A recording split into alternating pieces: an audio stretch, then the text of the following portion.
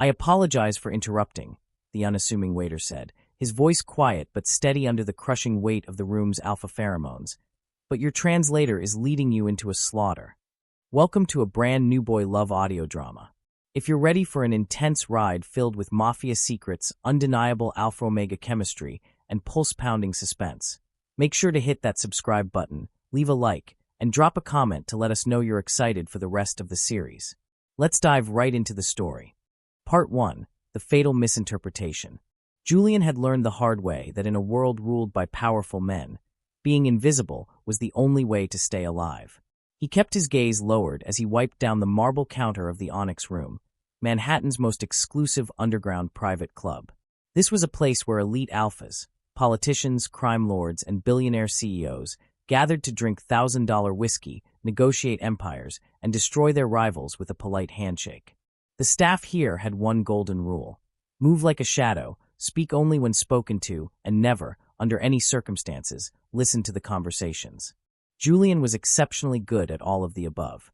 To the terrifying men who frequented the club, he was just another nameless beta server with steady hands and a quiet demeanor. No one knew the truth. No one knew that beneath the crisp collar of his black uniform, a high-grade military suppressor clung tightly to his throat, violently sealing away his natural omega pheromones. He needed that collar. He needed this miserable job. 3 years ago, Julian had been one of the most sought-after corporate linguists and contract translators on the East Coast. He had a brilliant career, a pristine reputation, and a bright future. Then, an alpha business associate named Victor Cross had framed him in a multi-million-dollar corporate espionage scandal. Victor took the money, vanished without a trace, and left Julian to take the fall. Overnight, Julian lost his license, his savings, and his dignity. Now, a 28-year-old fallen prodigy, he spent his nights pouring drinks for men who wouldn't even look him in the eye. Usually, the anonymity brought him a grim sense of peace. That was until Alexander Vance walked into the Onyx Room.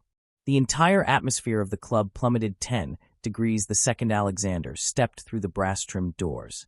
Even the ruthless club manager, a man who regularly dealt with cartel bosses, immediately straightened his posture and hurried forward like a frightened servant. Everyone in the underworld knew the name Alexander Vance. He was the undisputed head of the Vanguard Syndicate, a massive shadow organization whose true operations were whispered about but never confirmed. People didn't just respect Alexander, they feared him with an instinctual, primal dread. Julian caught his first glimpse of the man while pouring a glass of ice water at a nearby table. Alexander was breathtakingly tall, dressed in a bespoke charcoal suit that clung to a broad, muscular frame. Unlike the loud, obnoxious alphas who filled rooms with their arrogant laughter and overpowering scents, Alexander was entirely silent. He was perfectly, terrifyingly controlled. He simply looked at people, and they instinctively moved out of his way. His pheromones were completely dialed back, but the sheer predatory aura he commanded was enough to make the hair on the back of Julian's neck stand up. Tonight, Alexander was scheduled for a private meeting in the VIP lounge upstairs. The guests were a group of ruthless Russian arms distributors, a foreign legal advisor, and Alexander's personal translator, a smug, slick-haired alpha named Oliver. Julian was assigned to be the server for the room. Taking a deep breath to steady his racing heart, he balanced a silver tray holding a bottle of rare vintage red wine and 4 crystal glasses. He knocked twice, waited for the security detail, a massive beta named Marcus, to open the heavy oak door, and slipped silently inside. The negotiation was already in full swing. Julian kept his eyes on the table, pouring the rich red liquid into the glasses with practiced grace, preparing to exit as quickly as he had entered. But as he reached for the last glass, a single sentence spoken in rapid, heavy Russian made his blood freeze in his veins. "The northern shipping routes will be entirely under our jurisdiction, and Vanguard must surrender the security codes to the harbor." Julian understood Russian flawlessly. It was his second-best language. The Russian boss, a scarred man named Volkov, tapped the thick leather-bound contract and continued speaking in a low, gravelly voice. He was laying out terms that secretly stripped Vanguard of its territorial defenses, essentially opening the gates for a full-blown hostile takeover. Worse, there was a hidden clause buried in the fine print. If Vanguard failed to meet an impossible delivery quota within 30 days, operational control of their entire East Coast shipping network would default to the Russians. It was a trap, A blatant, meticulously planned ambush. Julian paused, his fingers tightening painfully around the neck of the wine bottle. He waited for Oliver to translate the demand. Oliver smiled smoothly, adjusting his expensive tie, and turned to Alexander. "Mr. Vance, they are agreeing to the northern routes. They simply want shared access to the harbor for logistical purposes. The terms are very favorable." Julian almost stopped breathing. He almost kept walking. He knew what happened to Omegas who crossed the boundaries in rooms like this. He knew the danger of stepping into the affairs of Mafia Alphas. 3 years ago, a lie hidden inside professional jargon had destroyed his life, while no one in the courtroom had believed his desperate pleas. He had sworn to himself never to get involved in the treacherous world of corporate and criminal contracts again. He needed this meager paycheck to afford his mother's expensive cardiac medication. The smart, logical thing to do was to walk out the door, go back to wiping counters, and let Alexander Vance fall into the snare. But as the Russian advisor pushed the contract across the dark mahogany table and handed Alexander a gold fountain pen, a sickening wave of memory, anger, and absolute injustice washed over Julian. The suppressor around his neck grew uncomfortably hot. Before his brain could catch up with his reckless instincts, Julian turned on his heel. The club manager, who was standing near the doorway, looked at Julian with an expression of sheer horror, wildly gesturing for him to leave. Julian ignored him. He took 2 deliberate steps back toward the center of the table. The conversation ground to an immediate, dead halt. Oliver frowned deeply, his eyes flashing with alpha annoyance. "What are you doing? We didn't ask for more wine. Get out." Julian didn't look at Oliver. For the first time all evening, he lifted his gaze and looked directly into the dark, piercing eyes of Alexander Vance. The syndicate leader's full, suffocating attention landed squarely on him, and the intensity of it felt like staring down the barrel of a loaded gun. Julian swallowed hard, his throat dry, his heart hammering against his ribs like a trapped bird. "I apologize for interrupting," the unassuming waiter said, his voice quiet but steady under the crushing weight of the room's alpha pheromones, "but your translator is leading you into a slaughter." Absolute silence fell over the room. No one moved a muscle. Oliver laughed, a sharp, nervous sound. "Excuse me? Mr. Vance, this server is clearly out of his mind. Security, remove him immediately." Marcus, the towering bodyguard, took a step forward, but Alexander raised a single hand. Just one finger lifted from the table, and Marcus froze instantly. Alexander did not break eye contact with Julian. His face was entirely devoid of emotion, which somehow made him infinitely more terrifying. "Speak," Alexander commanded. His voice was a low, resonant baritone that sent a strange shiver straight down Julian's spine. Julian forced himself to stand tall. "The contract doesn't say shared access. It explicitly states that the northern shipping routes will be entirely under their jurisdiction, and Vanguard must surrender the harbor security codes. Furthermore, there is a default clause in Section 4. If you sign that paper and fail to meet an unlisted 30-day quota, you surrender complete operational control of your East Coast network. It is a hostile takeover." The Russian boss slammed his fist onto the table, shouting in his native tongue. "Who is this rat?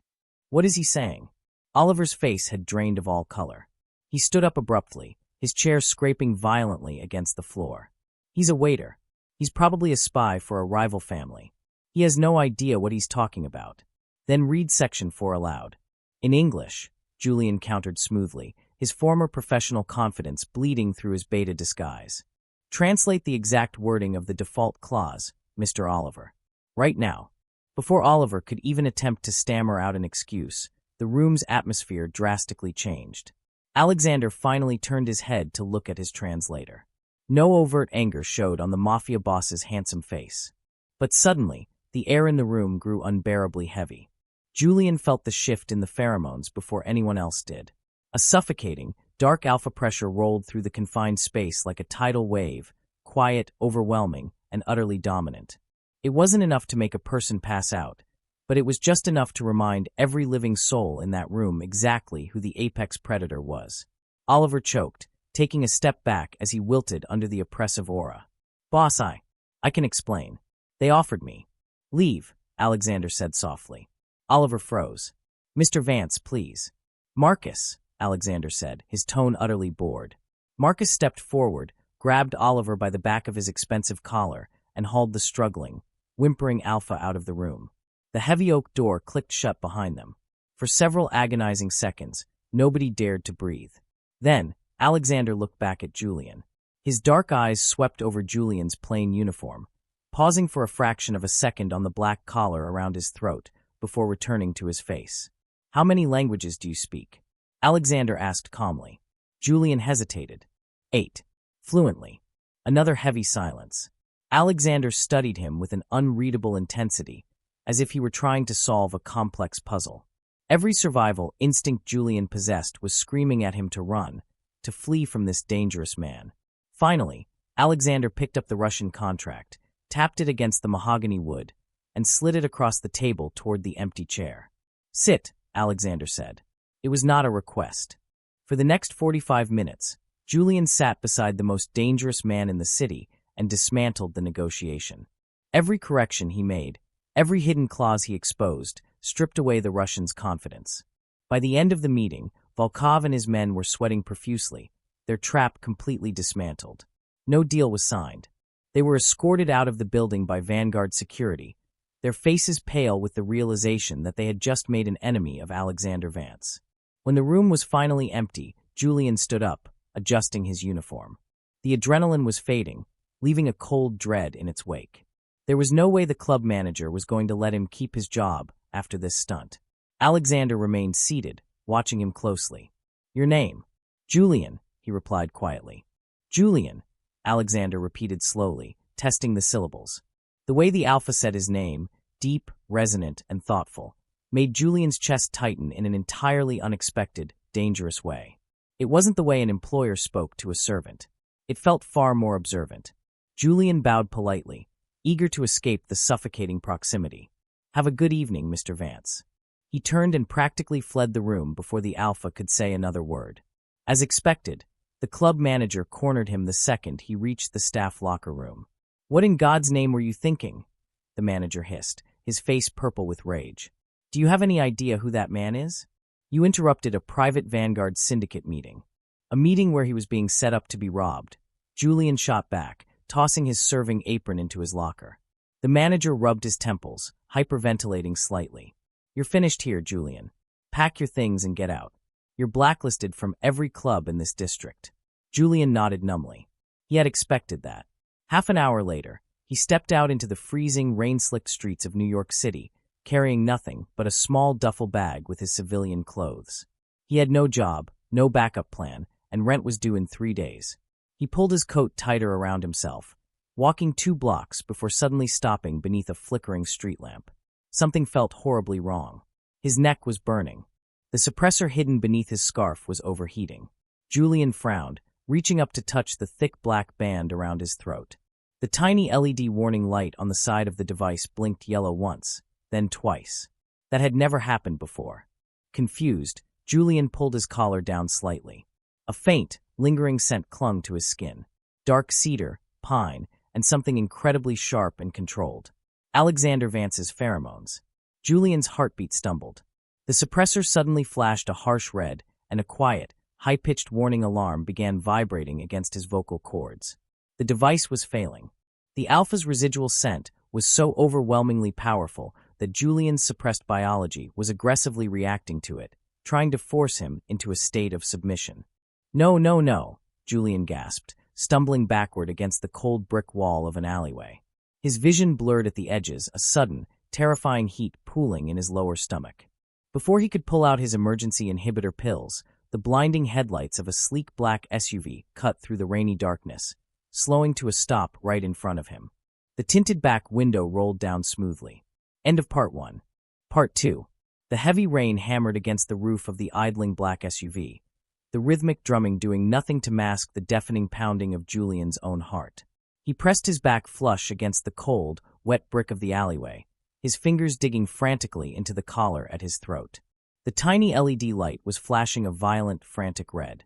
The high-pitched whine of the failing suppressor vibrated right against his vocal cords, a mechanical scream warning of an impending biological disaster. The tinted rear window of the SUV glided down silently, revealing the darkened interior. Alexander Vance sat in the back seat, a silhouette carved from shadows and absolute power. Even sitting perfectly still, The man commanded the space around him like a king surveying a battlefield. For one terrifying second, Julian squeezed his eyes shut, bracing himself for the suffocating, crushing weight of an alpha's pheromones intentionally bearing down on a vulnerable Omega. He knew how these men operated. A weakened Omega on a dark, empty street was nothing but prey. But the crushing weight never came. Instead, the air around the vehicle felt strangely empty. Neutral. It took Julian's feverish brain a moment to realize what was happening. Alexander had entirely retracted his scent. He was forcibly holding his own dominant pheromones back with an iron will, deliberately starving the air of his presence so as not to push Julian's failing collar completely over the edge. Maintaining that level of biological control was incredibly taxing, even for a prime alpha, yet Alexander's expression remained perfectly impassive. Alexander's dark eyes locked onto Julian, taking in the trembling frame, the flushed skin, and the frantic grip on the black collar. He understood the situation immediately. There was no mockery in his gaze, no predatory gleam. Just cold, absolute calculation. Alexander reached into the inner pocket of his bespoke suit and retrieved a sleek, silver cylinder. He handed it to Marcus, the towering beta bodyguard in the driver's seat.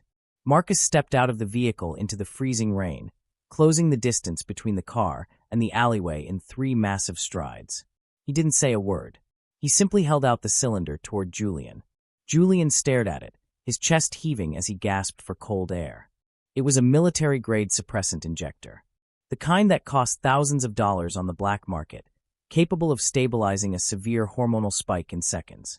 "Take it," Alexander's deep voice carried over the sound of the rain, smooth and devoid of any aggressive command. "Your device is dangerously close to a total thermal failure. I do not make a habit of watching people collapse on the pavement." Julian hesitated. Accepting anything from a syndicate boss was tantamount to signing a deal with the devil. But as another wave of sickening heat coiled in his lower stomach, his survival instinct brutally overrode his pride. His hand shot out, snatching the cold metal cylinder from Marcus. Their fingers didn't even brush. "Thank you," Julian ground out, his voice hoarse, hating how breathless he sounded. Alexander did not smile. He simply gave a single, slow nod. The window glided back up, swallowing the Alpha into the darkness once more. The SUV pulled away from the curb, its red taillights bleeding into the rainy night, leaving Julian entirely alone in the damp alley. He didn't waste another second. He pressed the injector against the side of his neck, right below the failing collar, and triggered the release. A wave of icy relief flooded his veins instantly. The burning beneath his skin subsided, his erratic pulse leveled out, and the frantic red blinking of his collar finally shifted back to a steady, dormant blue. Julian slid down the brick wall, burying his face in his trembling hands, the freezing rain soaking through his thin civilian coat. He had survived the night. But as he sat there shivering in the dark, a far more terrifying realization settled in his chest. Alexander Vance was a man who could destroy an Omega's suppressor simply by walking into the same room, yet possessed the terrifying restraint to pull back his nature entirely when he chose to. Julian had never met an alpha so incredibly dangerous. Julian spent the remainder of the night lying fully clothed on the lumpy mattress of his tiny, rundown apartment in Queens, staring blankly at the water stains on the ceiling. Sleep was an impossible concept. The military-grade suppressant was keeping his biology in a forced, unnatural sleep, leaving him feeling hollowed out and exhausted. By the time the bleak gray morning light filtered through his single grimy window, reality had thoroughly set in. He was officially unemployed. His bank account was overdrawn, and the clinic had called 3 times yesterday, demanding the next installment for his mother's cardiac treatments. His reckless moment of bravery in the VIP room had cost him his lifeline. At precisely 10 a.m., his cheap burner phone vibrated on the nightstand. Julian slowly turned his head to look at the cracked screen. It was an encrypted text from an unknown number. There was no greeting, no signature, and no context. Just an address and a time. The Glasshouse Botanical Conservatory. 7 p.m. A car will be waiting. Julian stared at the glaring pixels for a long, agonizing minute. He knew exactly who had sent it. He locked the phone, tossed it to the far end of the bed, and muttered a quiet curse into the empty room. Absolutely not. He was not going to walk willingly into the spider's web. Yet by 6:45 p.m., he was standing on the cracked sidewalk outside his apartment building, dressed in his only decent suit, a sharp, slate-gray two-piece from his former life, waiting for the inevitable. He hated himself a little for it. But when a sleek, armored Vanguard sedan rolled to a stop precisely on the minute, Julian opened the door and climbed inside without a word. The drive across the city was entirely silent. Julian watched the neon lights of Manhattan blur past the rain-streaked window, mentally preparing himself for every possible form of intimidation. The Glasshouse Botanical Conservatory was an exclusive, privately owned indoor jungle in the heart of the Upper East Side, usually reserved for billionaire galas. Tonight, it was completely devoid of the public. A silent, suited Vanguard enforcer escorted Julian through the towering glass doors. The air inside was instantly thick, warm, and humid, smelling heavily of damp earth, blooming orchids, and rich mahogany. It was a brilliant, strategic location. The overwhelming botanical scents perfectly masked any subtle shifts in human pheromones, neutralizing any biological advantages in the room. Julian followed the stone pathway through a dense thicket of massive ferns until it opened into a central clearing. A small, wrought iron table was set under the canopy of a sprawling banyan tree. Alexander Vance was already there. He sat alone, reviewing a sleek tablet, a cup of dark, untouched tea resting near his hand. Marcus stood like a gargoyle in the distant shadows, completely out of earshot. As Julian stepped onto the clearing, Alexander looked up. For one strange, suspended second, neither of them spoke. Then Alexander stood up. Julian stopped dead in his tracks, his breath catching slightly. That caught him off guard more than anything else had so far. Powerful, elite alphas did not stand to greet omegas. They certainly did not stand to greet unemployed beta servers.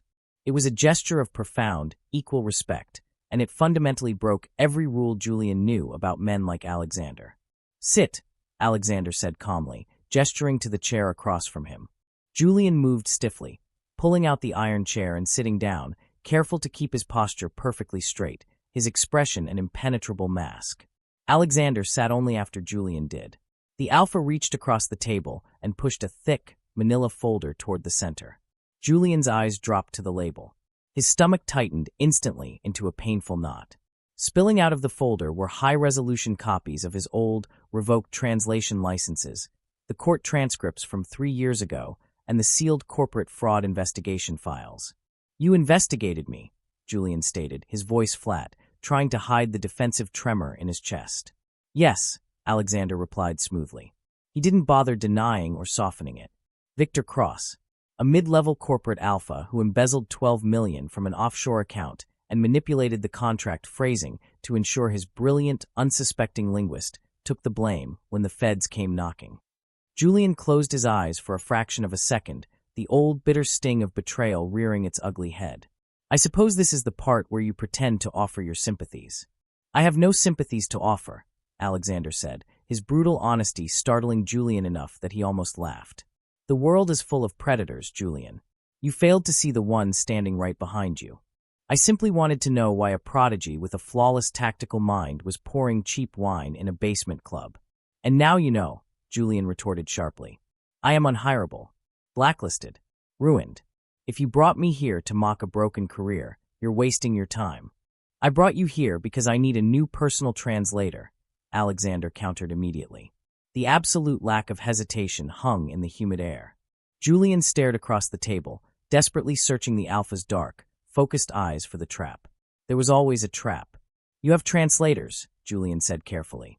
"You have an entire legal department." "I have cowards," Alexander corrected, his voice dropping a fraction of an octave, taking on a hard, dangerous edge.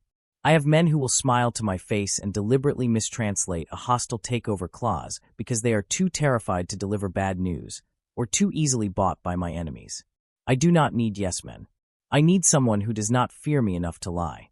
Julian's fingers curled into tight fists under the table. The sincerity in the man's voice was a physical weight in the room. After years of being gaslit, ignored, and discarded, being looked at as a highly competent professional felt terrifyingly intoxicating. "I am not interested in becoming an alpha's pet project," Julian said, his voice lowering to a defensive whisper. "I am not looking for a patron to clear my name in exchange for ownership." "You wouldn't be," Alexander said. "You say that now," Julian fired back, his guard skyrocketing. "But eventually, they all want the same thing. You know exactly what I am, Mr. Vance. You know why I wear this collar. You think I don't know how this game is played. Do you honestly believe I summoned you here because you're an Omega? The question came out so fast, so devoid of any predatory heat, that it completely derailed Julian's anger. Alexander leaned forward slightly, resting his forearms on the table. I summoned you because you stood in a room full of armed mafia executives, looked a Russian cartel boss in the eye, and dismantled a multi-million-dollar trap without a single waver in your voice. I summoned you because you are exceptionally, undeniably good at your job. Your secondary gender is completely irrelevant to me. The silence stretched between them, thick with the scent of damp earth and rain. Julian realized, with a sudden, sharp jolt, that Alexander had not looked at the collar around his neck once since he sat down. Not once. Working for the Vanguard Syndicate meant stepping back into a world infinitely more dangerous than the one that had ruined him. It meant walking beside a man who commanded an empire built on violence and shadows. And yet, Julian thought about the VIP room. He thought about the feeling of finally being heard, of speaking the truth and having someone actually listen. He had missed that feeling more than he wanted to admit. Julian exhaled slowly, unclenching his fists beneath the table. If I agree to this, there are strict conditions. Alexander didn't blink. Speak. No bonding implications. No subtle pheromone coercion during high-stress meetings. No public displays of ownership. I am your employee, nothing more, Julian listed, his voice returning to its crisp, professional cadence. I work translations, contract drafting, and live negotiations only. I do not touch illegal narcotics shipments, and I do not handle weapons ledgers. And if I decide the environment is too hostile, I walk away. No retaliation. Alexander listened in total silence, his dark eyes never leaving Julian's face. When Julian finished, the Alpha simply nodded once. Agreed. Julian narrowed his eyes, deeply suspicious of the immediate surrender. You didn't even try to negotiate the terms.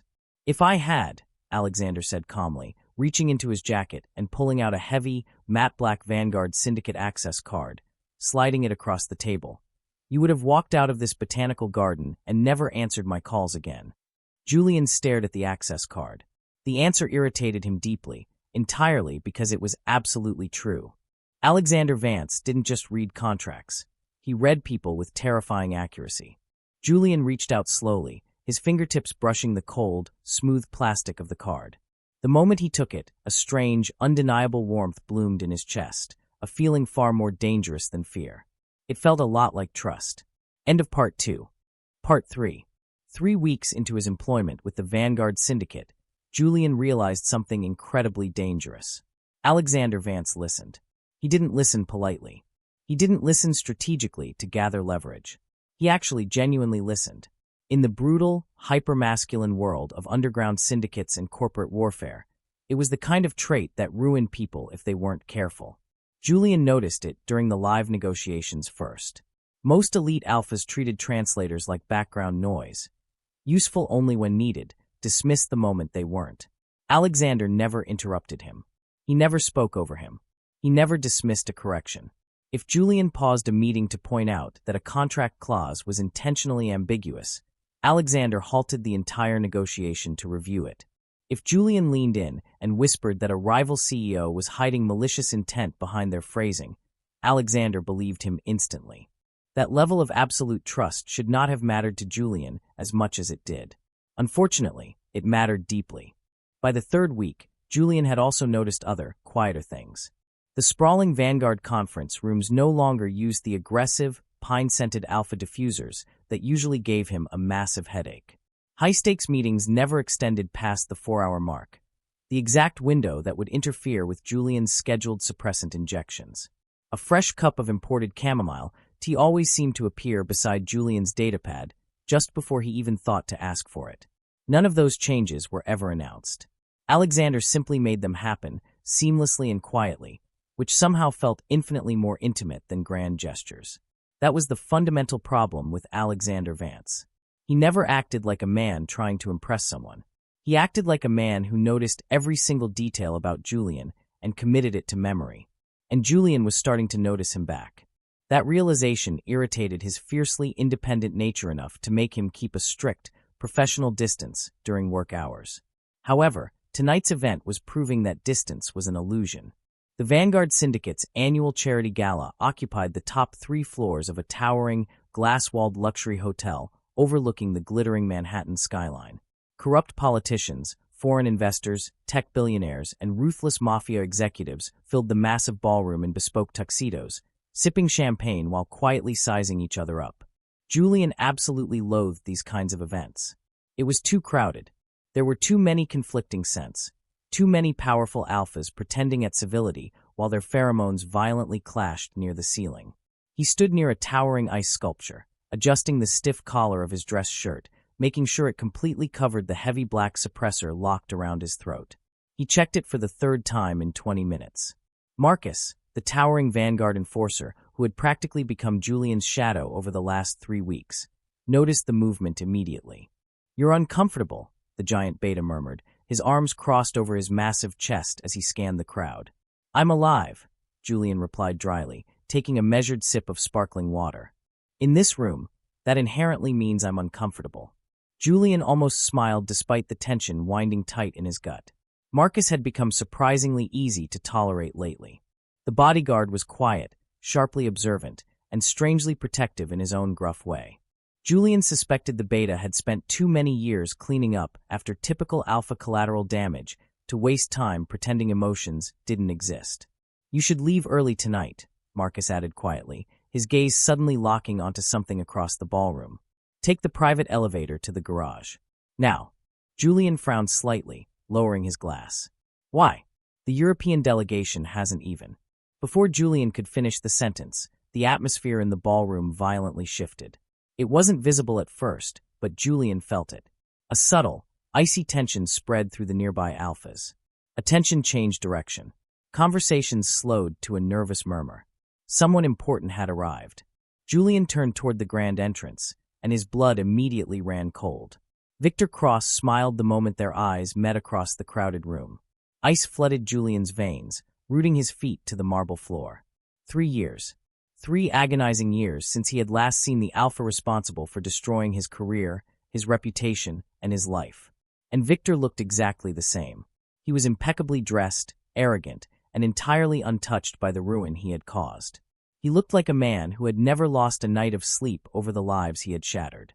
"Well," Victor said smoothly as he broke away from the crowd, approaching Julian with the lazy, confident stride of a predator who had cornered familiar prey. "This is certainly unexpected." Julian forced his spine to straighten, locking his jaw so tightly his teeth ached. He refused to give the man the satisfaction of a reaction. "I can say the same, Victor."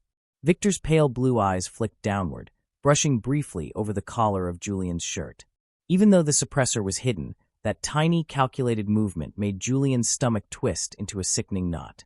"You completely disappeared," Victor continued, his voice dripping with faux sympathy. "After the unfortunate conclusion of the fraud investigation, I often wondered what happened to my favorite little prodigy. I heard rumors you were wiping tables in a basement." "You should try wondering less," Julian said, his voice entirely devoid of warmth. "It might leave more room in your brain for basic arithmetic." A faint, cruel smile touched the corner of Victor's mouth. "Ah, there's that biting attitude I remember so fondly." Marcus stepped subtly closer. It wasn't enough to escalate the situation into a physical brawl, but it was just enough to issue a silent, lethal warning. Victor noticed the massive bodyguard, his smile faltering for a fraction of a second. But then, his gaze shifted past Julian's shoulder toward the center of the ballroom. Alexander Vance had finished his conversation with the mayor. The entire dynamic of the room changed completely as Alexander walked through the crowd. He moved slowly, calm as ever, but the sheer gravity of his presence pulled the attention of the room automatically. Powerful alphas unconsciously straightened their postures. Voices lowered to respectful whispers. Julian hated how perfectly tailored Alexander's midnight blue tuxedo looked on him. He hated even more that Alexander's dark eyes bypassed the billionaires and politicians, locking onto Julian instantly despite the massive crowd. Then, Alexander's eyes shifted to Victor Cross. The temperature in the immediate vicinity seemed to plummet below freezing. "Victor Cross," Alexander said evenly, stopping exactly 2 feet away. "Alexander Vance," Victor replied, offering a charismatic smile that didn't quite reach his eyes. Neither man offered a handshake. Julian suddenly understood something profoundly terrifying. They already knew each other. Not just socially. Not just by reputation. They knew each other personally, and dangerously. Victor chuckled, a slick, practiced sound. I must admit, I was quite surprised to see my former associate here. I didn't realize the Vanguard Syndicate had started recruiting from the bottom of the barrel. Julian works directly for me, Alexander replied. His voice was devastatingly calm, flat, and completely devoid of inflection. Something sharp and ugly flashed behind Victor's eyes at those words. For the first time all evening, Julian felt a genuine spike of panic clawing at his throat. Victor took a deliberate step closer. Too close. Julian smelled the pheromones immediately. A wave of aggressive, heavy pine and bitter ozone rolled toward him. It was completely intentional. Victor was pressing his dominant scent directly against the edges of Julian's hidden suppressor, testing the boundaries, searching for a biological reaction. Julian stiffened, his breath hitching slightly in his chest. Victor noticed the microscopic flinch. A look of dark realization washed over his face. So, the old rumors were true, Victor murmured, his voice dropping to a harsh whisper that only Julian and Alexander could hear. You really are an Omega. Marcus's hand twitched toward the inside of his jacket, ready to draw his weapon. But Alexander moved first. It was just one step. One smooth, calm step. But with that single movement, Alexander placed his broad frame entirely between Victor and Julian, completely shielding Julian from view. The ballroom practically froze. Julian gasped softly as Alexander's pheromones flooded the air. It was nothing like Victor's deliberate, petty aggression. Alexander's alpha pressure felt absolute. It was heavy, dark, territorial, and suffocatingly controlled. It didn't need to attack, it simply dominated. Every single alpha within a 50-foot radius felt it instantly. Conversations died on the spot. Several high-ranking executives actually looked away on pure, primal instinct. Victor's smug smile vanished, his face paling as the invisible weight of Vanguard's leader crashed down on his shoulders. You are standing too close, Alexander said. The lethal warning beneath those 5 soft words was unmistakable. It was a promise of violence. Julian's pulse was suddenly hammering far too fast in his ears. It wasn't fear of Victor anymore. It was something far worse. The sudden, extreme clash of heavy alpha pheromones in the air was throwing his biology into chaos. His suppressor vibrated sharply against his throat, sending a jolt of heat down his spine. Then it vibrated again. Damn it, Julian thought frantically, his hands trembling as he gripped the edge of the ice sculpture table behind him. Not here. Not now. Victor, sensing the subtle shift in the air, regained a fraction of his cruel composure. He looked at Alexander, a vicious gleam returning to his pale eyes. Do you even know what kind of Omega you picked up, Vance? Victor hissed, practically shaking under the pressure, but refusing to back down. Do you know what he really is? Julian's stomach dropped out entirely. Alexander's expression did not change by a single millimeter, but the sheer atmospheric pressure in the room deepened until it was hard to draw breath. Explain. Victor leaned sideways, making sure he was looking directly at Julian's pale face while he spoke. He stabilizes dominant alphas naturally. His pheromone compatibility rate is a biological anomaly. Several underground pharmaceutical organizations were hunting for him before he vanished 3 years ago. He is a walking goldmine. Julian went entirely cold. The blood drained from his face. He had never told anyone that. He had spent his entire adult life burying that medical file so deeply no hacker could ever find it. Not even Alexander knew. Victor continued, his voice dripping with venom. You should be very careful, Alexander. Men become obsessively possessive around rare Omegas like him. They start wars over them. He'll ruin your syndicate from the inside out. Before Alexander could respond, a quiet, high-pitched mechanical whine pierced the tense silence. Julian gasped, his hands flying to his throat. The suppressor alarm was ringing. It wasn't a warning vibration anymore. It was an audible, frantic ring, loud enough for the nearby socialites to hear. Shit. A violent rush of heat flooded Julian's entire body in a single second. The glittering ballroom blurred slightly around the edges. There were too many alpha pheromones. Too much stress. Too much buried trauma dragged into the light. His military-grade collar was completely failing, unable to contain the sudden, violent surge of his own suppressed biology. Victor's expression sharpened with pure, predatory interest as he heard the alarm. Several nearby alphas turned their heads toward Julian automatically, their pupils dilating as the faint, sweet scent of a distressed Omega began to bleed into the air. And that terrified Julian more than death. He stumbled backward, desperately trying to put distance between himself and the hungry eyes of the room. Alexander caught the movement instantly. And then everything changed. The alpha pressure radiating from Alexander Vance exploded across the ballroom. It wasn't wild. It wasn't uncontrolled. It was cold, calculated, absolute violence translated into scent. Every alpha in the room felt the psychic blow slam down on them at once. People physically stopped moving. They stopped talking. They stopped breathing properly. The message was clear: look away or die. Alexander didn't spare Victor another glance. He turned his back on the man entirely, his dark eyes locking onto Julian's terrified face. "Come here," Alexander commanded, his voice a low, gravelly rumble that bypassed Julian's brain and spoke directly to his fractured instincts. Julian moved before he could even think. The moment he stepped close enough, Alexander's heavy, dark scent wrapped around him completely. It was a physical wall of cedar and ozone, completely blocking out Victor, completely blocking out the rest of the room. It was overwhelmingly protective. It felt like safety. The realization hit Julian so hard it almost brought tears to his eyes, making him irrationally angry at his own vulnerability. Alexander removed his custom tuxedo jacket with calm, deliberate movements and draped it over Julian's trembling shoulders, making sure the thick material completely covered his neck and the flashing collar. He didn't touch Julian's skin. He didn't take advantage of the proximity. Then, Alexander turned his head slightly, looking over his shoulder at Victor Cross one final time. "If you ever approach him again," Alexander said, his voice dropping to a terrifying, deadly calm, "I won't bother repeating myself. I will simply bury you." For the first time that night, Victor Cross looked genuinely terrified. Alexander turned away, placing a firm, guiding hand against the small of Julian's back, over the fabric of the jacket, and guided him toward the exit. The massive crowd parted for them, without a single whisper of protest. Nobody tried to stop Alexander Vance when he looked like that. Nobody was stupid enough.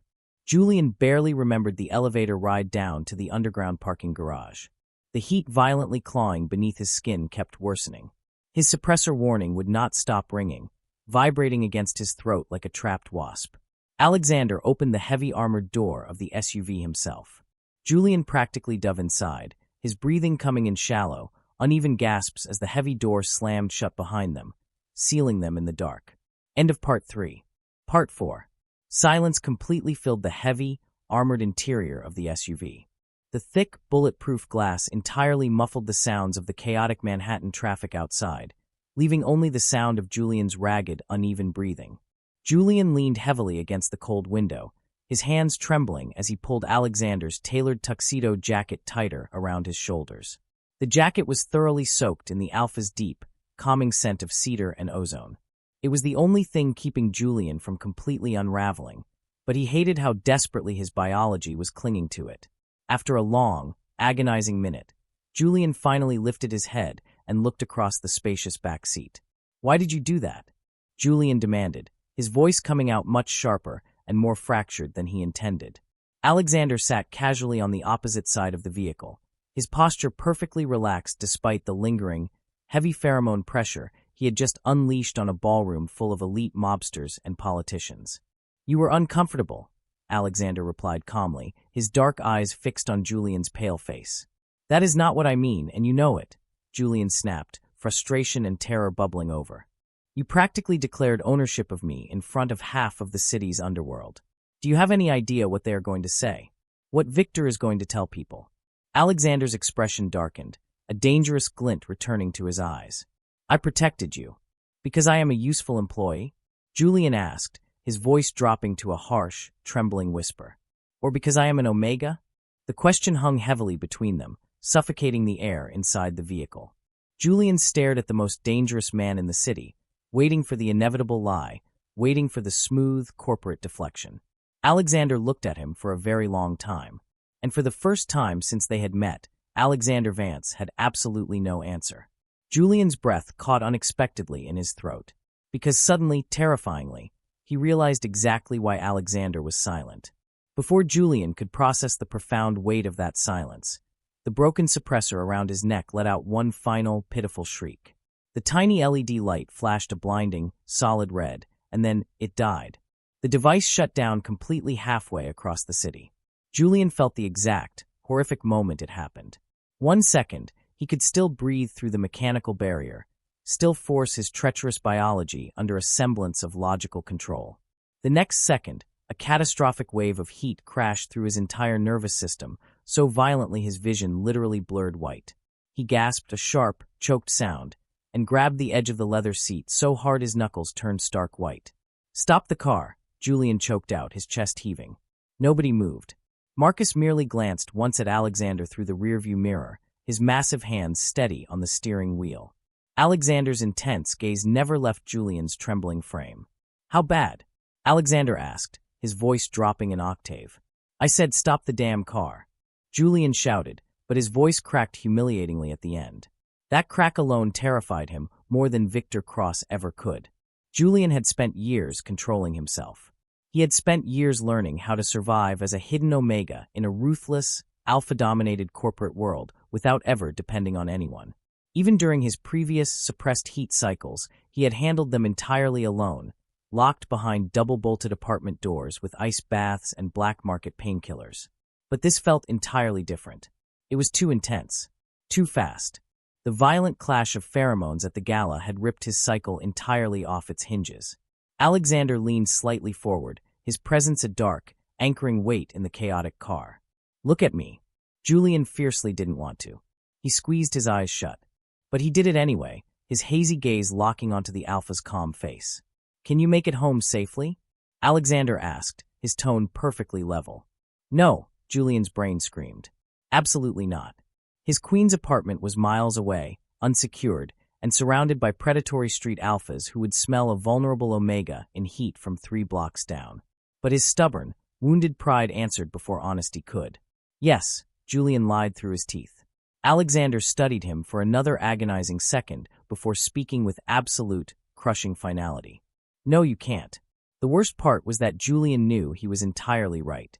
The heat was spreading painfully beneath his skin, melting his resolve. Every single alpha scent drifting from the busy sidewalks outside the vehicle felt sharper now, louder somehow, violently scraping against his exposed nerves. But Alexander's pheromones remained the strongest thing in the car, heavy, controlled, and constant. And Julian's exhausted body kept instinctively responding to them, leaning toward the alpha like a flower desperate for sunlight. That scared Julian more than the heat itself. "We are 3 blocks from my private penthouse," Alexander said quietly, breaking the heavy silence. "You will stay there tonight." Julian laughed once, a weak, breathless sound under his breath. "That sounds like a genuinely terrible idea." "You are in no condition to argue, Julian. I am in enough condition to know exactly how this looks." Julian fired back, pulling the soaked jacket tighter against his chest. Something complex shifted briefly across Alexander's stoic face. It wasn't anger. It was something much quieter. "Do you honestly think I invited you there for that?" Julian looked away first, staring blankly at the tinted window. Because yes, part of his traumatized brain did. Not because Alexander had acted improperly. He hadn't. Not once. That was the central problem. Julian had known far too many powerful alphas who were perfectly kind, perfectly respectful, right up until the exact moment they decided their kindness entitled them to ownership. Heat made Omegas vulnerable, dependent, and devastatingly easy to claim. Julian categorically refused to become that broken person again. The armored SUV finally glided to a smooth stop beneath the imposing concrete archway of a heavily guarded private residential tower. By the time the heavy doors opened, Julian's legs felt like they were made of lead. He stumbled slightly as his designer shoes hit the polished concrete floor, feeling incredibly unstable. Alexander noticed the stumble immediately, but his hands remained firmly at his sides. He still didn't touch him. "Marcus," Alexander commanded calmly, stepping out of the vehicle. "Clear the entire floor. Disable the security cameras in the West Wing." Marcus nodded once, his face grim, and disappeared into the private elevator ahead of them. Julian barely managed to make it inside the elevator car before he had to grip the steel handrail far harder than he intended. Cold sweat dampened the back of his collar. His pulse was racing too fast now, his body overheating with every passing minute. Alexander stood right beside him in total silence. There was no pressure, no scent push, No overbearing alpha dominance. Just his steady, towering presence. And somehow, that incredible restraint made Julian feel entirely worse. The penthouse was enormous, but surprisingly stark and quiet. There was no gaudy gold or ostentatious displays of wealth. Just dark slate walls, floor-to-ceiling windows overlooking the city, and low, warm lighting. It was almost painfully clean. There were no artificial alpha scents filling the air, no aggressive diffusers marking the territory. Julian barely had time to notice any of it before another vicious wave of biological heat crashed through his system, nearly buckling his knees. This time, Alexander caught him. The alpha's large, warm hand clamped firmly around Julian's bicep, holding him upright. The physical contact lasted for less than 2 seconds, but the sheer electricity of it made Julian inhale sharply, a soft, involuntary sound escaping his lips. Alexander froze completely, his dark eyes widening by a fraction of an inch. He released Julian's arm immediately, taking a deliberate step back as if he had been burned. "I'm sorry," Alexander said, his voice unusually tight. Julian just stared at him, his mind completely blank. "Sorry. What kind of Mafia Alpha apologized for simply touching a distressed Omega to keep them from falling over?" Alexander stepped back again, deliberately giving Julian plenty of physical space. He pointed toward a set of heavy oak doors down the wide hallway. "The guest room is already prepared. The ensuite bathroom is stocked with cold water. You will be entirely safe here." Safe. That single word hit Julian far harder than it should have. He entered the guest room without another word of argument, mostly because he completely lacked the energy and because he no longer trusted himself to stand upright. The heavy door closed behind him softly with a heavy metallic click. And then, the heat got infinitely worse. The next few hours blurred together into a feverish, agonizing haze. Cold water splashed over flushed skin. Desperate, shallow breathing. Digging his fingernails into his palms to ground himself, trying desperately not to lose his mind completely. At some point in the dead of the night, Julian slid off the edge of the massive king-sized bed and curled up on the cool hardwood floor, simply because the room suddenly felt entirely too small. His skin felt like it was on fire. His usually sharp, analytical thoughts wouldn't stay organized. And underneath the suffocating pain, his treacherous body kept searching, weeping instinctively for one specific scent. Alexander Vance. Julian hated it. He hated his own biology, so fiercely he actually laughed weakly into his own trembling hands. Outside the heavy oak door, he heard quiet, deliberate footsteps approach once. Then absolute silence. No one tried the doorknob. No one entered. No one demanded access. That profound respect mattered more than Alexander probably understood. Around 1 a.m., the initial, violent peak of the heat finally broke into a dull, exhausted ache. Julian dragged himself up from the floor, his clothes damp with sweat. He stumbled toward the door, his hand shaking as he gripped the brass handle and pulled it open just a crack. The hallway outside was bathed in dim, amber light. Alexander was sitting directly on the floor, leaning back against the dark slate wall, right outside Julian's bedroom door. He was still wearing his tuxedo trousers and crisp white shirt, though the bow tie was gone. He was quietly reading through a thick stack of legal documents. Julian blinked slowly, his exhausted brain struggling to process the image of the terrifying syndicate boss sitting on the floor like a common guard dog. "You're still here," Julian murmured, his voice hoarse. Alexander looked up from the files, his dark eyes locking onto Julian. "Your condition is highly unstable.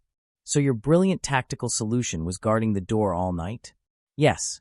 Julian stared down at him for several seconds before his hazy senses noticed something else.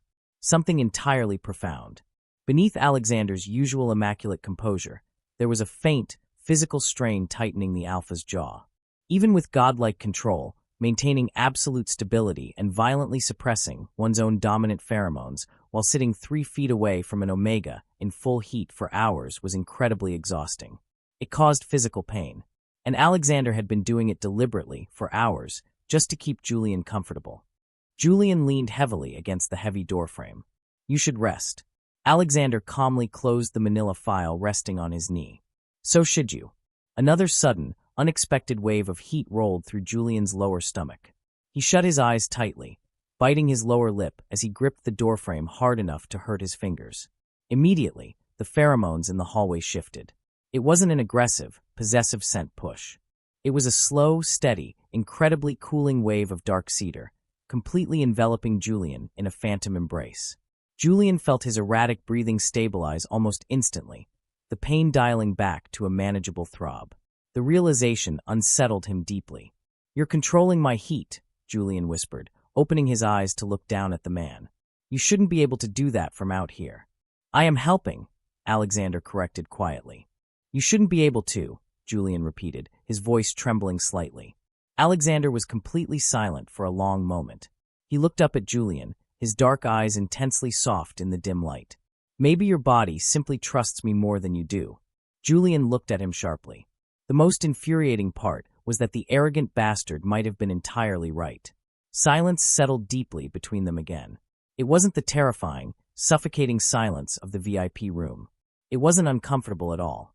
It was just profoundly dangerous in an entirely different, emotional way. Finally, his legs giving out completely, Julian slid slowly down the heavy doorframe until he was sitting directly on the hallway floor, exactly across from Alexander. For several long minutes, neither of them spoke. Then, Julian's hazy gaze drifted to the stack of papers resting beside the Alpha's leg. He recognized the red legal stamps instantly. They were his old case files. Court transcripts, sealed evidence reports, and financial logs from 3 years ago. Julian frowned deeply, his protective instincts flaring. "What is this?" Alexander didn't try to hide them. He answered simply, "I reopened the investigation." Julian froze entirely. "You did what?" "Victor Cross purposefully altered the offshore financial records before fleeing the country," Alexander stated, his voice returning to its sharp, professional cadence. "My private legal team spent the last week quietly digging through his old servers. We found massive inconsistencies in the original testimony he provided against you." Julian just stared at him, his mind completely reeling. "You investigated all of this yourself?" "While I was translating your contracts." "Yes." "Why?" The question slipped out much softer than Julian intended, completely broken. Alexander looked at him quietly, his expression completely open. "Because what happened to you was wrong. No corporate hesitation. No calculated leverage. No manipulation. Just the absolute truth." Something incredibly old and painful violently twisted in Julian's chest, shattering like glass. 3 years. 3 agonizing years of surviving entirely alone. Rebuilding his shattered pride from nothing. Suffering quietly in basement clubs because nobody in the entire world had cared enough to look past the fake evidence.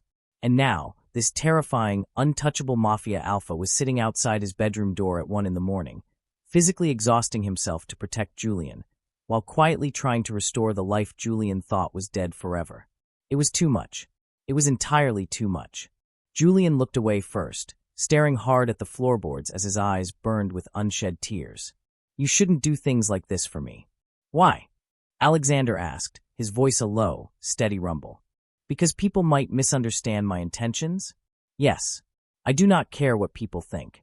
Julian laughed weakly, swiping furiously at his eyes. "Of course you don't." Another heavy, charged silence filled the hallway. Julian pulled his knees to his chest, his heart hammering a frantic rhythm against his ribs. He looked back up at the Alpha, his walls finally, utterly crumbling. "Why didn't you mark me earlier?" Julian asked softly, the deeply intimate question slipping out into the quiet hallway before his brain could stop it. Alexander went entirely still. The air around him seemed to freeze. Julian continued, his voice trembling but resolute. "At the gala. In the car. Right here. Most alphas would have taken advantage of this biological situation hours ago. You could have easily claimed me, and nobody would have questioned you." Alexander held Julian's vulnerable gaze for a very long, suspended moment. Then he spoke, his voice barely above a whisper, completely stripped of its usual commanding armor. "Because if I touched you like that right now, you wouldn't have a real choice." Julian's breath hitched violently. There it was again. That terrifying, devastating sincerity. Not primal instinct. Not toxic possession. Choice. Alexander Vance was willing to starve his own alpha nature entirely just to ensure Julian retained his total, uncompromised free will. The suffocating, burning heat suddenly felt entirely different after that. It felt less like a biological prison and more like an awakening. Julian looked at Alexander for several quiet, heartbeat-pounding seconds. And then, he leaned forward slowly. Alexander didn't move an inch. He didn't push his pheromones. He didn't pressure. He barely even dared to breathe. He remained perfectly still, letting Julian dictate every single millimeter of the distance. Julian was the one who closed the final gap. The kiss was incredibly brief. It was soft, careful, and deeply desperate, tasting of salt and absolute relief. It was enough to break Julian a little inside. When Julian finally pulled back, his lips tingling, Alexander's legendary composure looked dangerously thin, a raw hunger finally bleeding into his dark eyes. Neither of them spoke immediately, because suddenly there were entirely too many massive, unspoken things between them. Things that no longer felt even remotely professional. Alexander's heavy gaze lowered briefly toward Julian's exposed throat, staring at the flushed, delicate skin where the broken suppressor rested uselessly. Then he forced his eyes back to Julian's face, his jaw tight. "Go back inside, Julian," Alexander said, his voice entirely raw. Julian really should have listened to the warning. He knew exactly how dangerous the man in front of him was. Instead, for the very first time since they had met, Julian moved closer willingly. And this time, Alexander Vance looked genuinely, completely shaken. End of Part 4.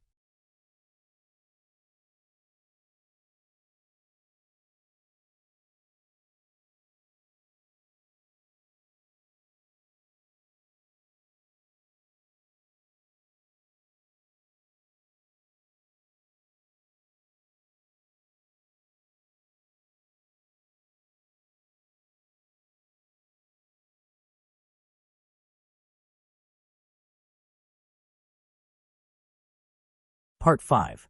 Alexander Vance did not break. Even as Julian willingly closed the final distance between them in the dim, amber-lit hallway, even as the intoxicating, sweet scent of a distressed Omega in the peaks of a heat cycle completely flooded the air, the Mafia boss remained an impenetrable fortress of iron restraint. When Julian pressed against him, seeking the agonizingly cool relief of the Alpha's presence, Alexander's massive hands did not pull him closer, nor did they explore. Instead, Alexander let out a ragged, shuddering breath, his fingers gently gripping Julian's shoulders just enough to steady him. Alexander buried his face against the crook of Julian's neck, his nose grazing the flushed skin right beside the wildly pulsating scent gland. He didn't kiss. He didn't bite. He simply stayed there, breathing in the overwhelming scent, enveloping Julian entirely in a crushing, protective wave of heavy cedar and ozone. "I will not take you like this," Alexander whispered against Julian's skin, his voice rough, thick with suppressed primal instinct. "I will not let your biology make a choice that your mind will regret in the morning. You are safe with me, Julian. Sleep." And somehow, wrapped in the arms of the most terrifying man in the city, Julian did exactly that. The excruciating fever finally broke, dissolving into a deep, dreamless exhaustion. The first rumor appeared 2 days after Julian's heat finally ended. By the end of the week, the entire upper echelon of New York's corporate and criminal underworld had heard it. The impenetrable Alexander Vance had an Omega. Not just a casual distraction, but a rare, highly guarded Omega. One biologically compatible enough to entirely stabilize the aggressive tendencies of dominant alphas.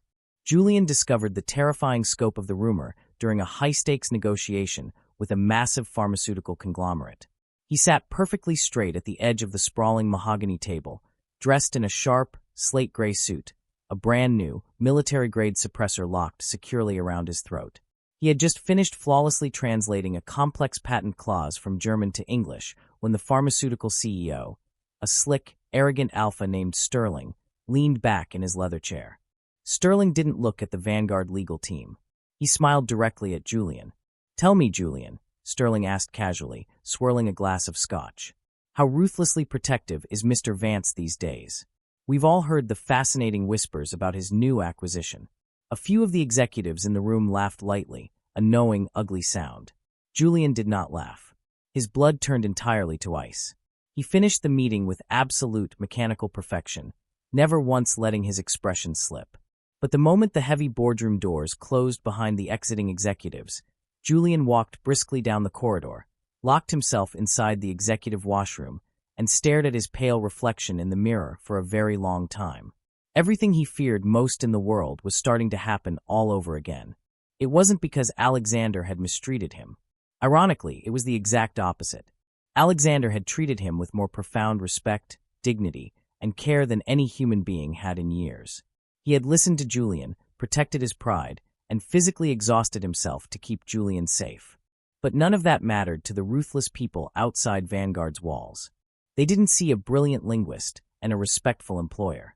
They only saw an Omega standing intimately beside a powerful, terrifying Alpha. And in their toxic, predatory world, that always meant one thing: ownership. Julian pressed both hands firmly against the cold marble sink, shutting his eyes as a wave of nausea washed over him. 3 years ago, Victor Cross had destroyed his pristine career by manipulating the industry into believing Julian was emotionally unstable, too Omega-driven, to handle international corporate negotiations objectively. Now, history was viciously repeating itself in a different, far more humiliating form. Except this time, the damage hurt infinitely more, because Alexander's opinion actually mattered to him. That realization alone was a fatal vulnerability. His phone buzzed sharply in his pocket. It was a secure text from Marcus. "Return to the Vanguard main tower immediately. There is a problem." Julian exhaled slowly, splashing cold water onto his face before drying it. He typed back, "I am currently reviewing the Sterling files." The phone rang in his hand less than 3 seconds later. Julian answered it, bracing himself. "There's a problem," Marcus's gruff voice repeated over the secure line. The bodyguard sounded unusually tense. Julian frowned. "What kind of problem?" Marcus hesitated. In the entire month Julian had known the giant beta, he had never once heard him hesitate. Victor Cross released internal records to the Syndicate networks. Julian's heart stopped. "What records?" "Your medical files, Julian. The classified documents stating you are a high-level bonding Omega candidate." A paralyzing cold spread rapidly through Julian's chest, freezing the air in his lungs. Of course Victor would use the one weapon guaranteed to utterly destroy Julian's professional credibility. Years ago, during Julian's mandatory translator physicals, an underground research laboratory had discovered his pheromones were an anomaly. They unusually and perfectly stabilized dominant alpha aggression. Several massive corporate groups had quietly tried to purchase his contract, offering absurd sums to use him as a biological pacifier for their volatile executives. Julian had violently rejected every single offer, burying the files under layers of encrypted security. Victor had never let it go. "How many people know?" Julian whispered, his voice completely hollow. Marcus's silence was the only answer he needed. Everyone knew.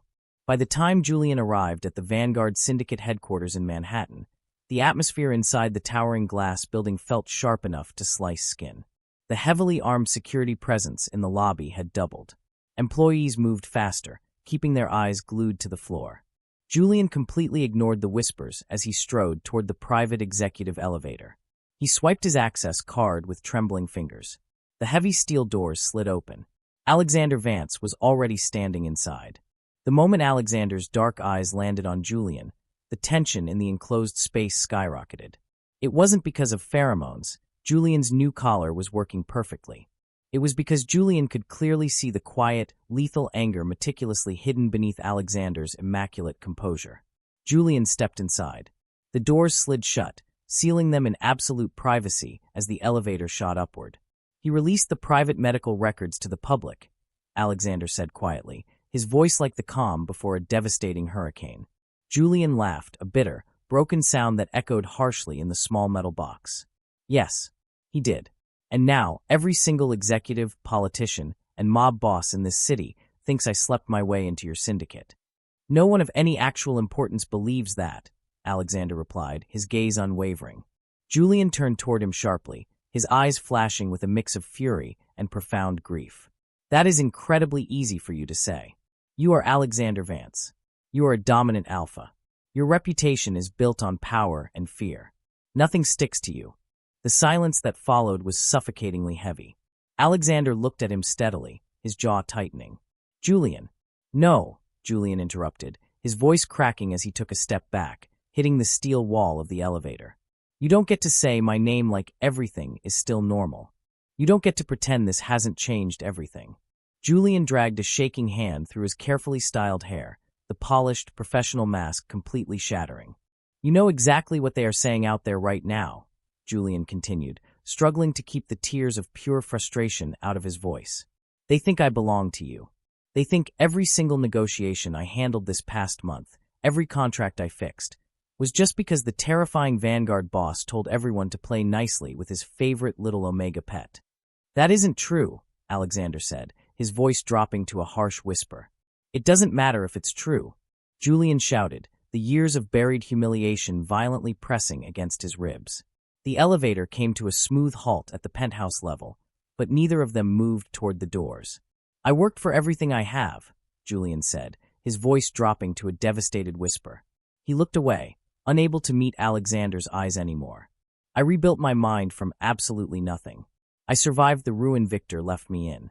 I survived the basement clubs. I earned my skills. And now, the moment the world finds out I'm an Omega, none of my intellect matters anymore. I am just a biological commodity again. Alexander stepped closer, slowly, deliberately. Julian instinctively flinched backwards, pressing himself harder against the cold steel wall. That tiny, fearful flinch hurt the Alpha more than a physical blow. Something dark and profoundly wounded moved briefly across Alexander's stoic expression before disappearing behind his iron walls. He stopped his advance immediately, leaving a wide gulf of space between them. "Do you honestly think," Alexander asked, his voice completely stripped of its commanding edge, raw and quiet, "that I would ever reduce you to that?" Julian looked at the polished floor, his chest heaving. Logically, no.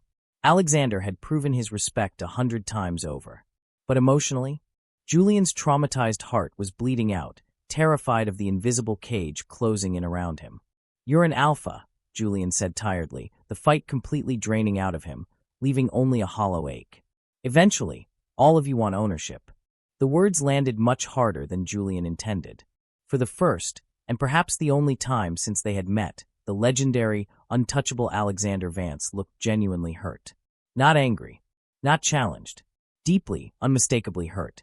And somehow, seeing the pain in the Alpha's dark eyes felt infinitely worse than dealing with Victor Cross.